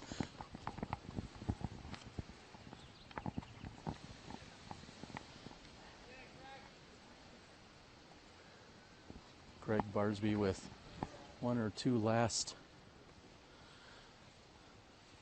switches here on the bag.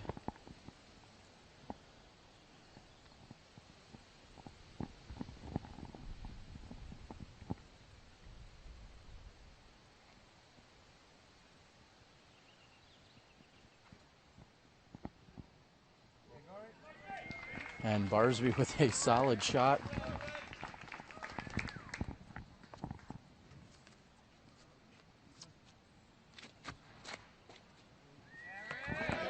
And Ricky is pumped. He knows that the rock wall will not stop him this year from taking home his Maple Hill Open title. We're going to see a following few putts. Paul McBeth taps out.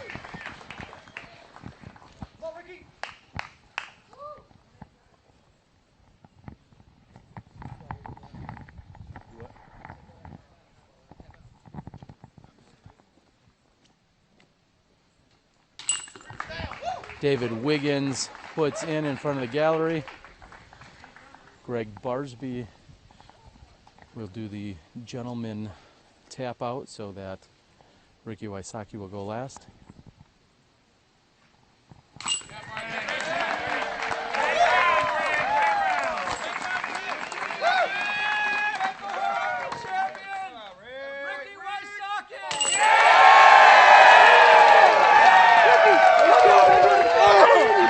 Let's go! Ricky Wysocki, your champion. Ricky, do you want to do scores? Or you want to stop here? We can stop here for a second. We're going to stop here for 2 seconds. Ladies and gentlemen, come on back here, Rick. Come on to this side, buddy. Come on over. Come on over. Show everybody wants to see you. We're good. Thank you, Ricky Wysocki, that wall didn't stop you this year. That wall did not stop you this year. Tell us about it.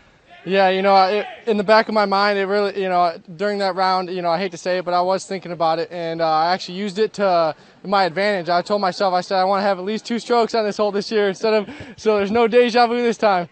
Gregg Barsby came out firing hard today, catching up strokes on both you and Paul McBeth. You guys were going back and forth. Do you feel like there was ever a turning point?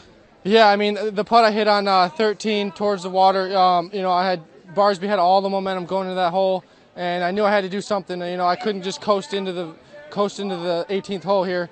And once I hit that putt, it fired me up, and I was able to keep my momentum rolling all the way until this hole. Hole 14, the putt you're talking about, was at least 70 feet with water directly behind it. Who in the world runs that putt? Well, I was just feeling it. I had made the same distance putt on the hole previous. And, I told my caddy, he was asking me what I'm doing. I didn't even say anything to him. I just stepped up, and I was feeling it, and I just made it. All right, Ricky Wysocki, anything you need to say to all your fans and friends and family out there? Well, I just want to thank Latitude 64, my sponsor, for getting a disc that sticks onto this 18th green for once. Yeah! All right, ladies and gentlemen, that is Ricky Wysocki. We're going to go let you get your scorecard turned in. We don't want any mishaps. Thanks, Congratulations. There again it. is your champion here at the Maple Hill Open. That is Ricky Wysocki. Thank you. Go get your scorecard done. Wow, ladies and gentlemen, an exciting finish. Ricky Wysocki has put himself in position 2 other times to win this tournament, and today, as he said, 2 strokes coming into the 18th hole, and he had that cushion, and that's all he needed. So for everyone that's been out there tuning in all week long, we have to thank you, our viewers. If you are watching our podcast each night, or you're watching the live broadcast day in and day out, as well as our champion skins, again, thank you. Johnny V back at the controls all week long. Todd Dodge on the camera, along with Joe Height doing a phenomenal job as well. Ryan Heedy, AJ Risley as support throughout the entire week. Steve Dodge, your tournament director. Anyone else that held an umbrella or did anything for us this weekend, our umbrella holders, we thank you as well. So, for everyone at the Maple Hill Open, I'm your host, Terry Miller, the Disc Golf Guy. It's been an amazing week. We're going to come back with you guys in just a little while. We may see a few of our top competitors take a jump in the pond. Congratulations, Paige Pierce, as well as Ricky Wysocki. Thank you guys again. We'll see you next time when you step inside the Smash Box.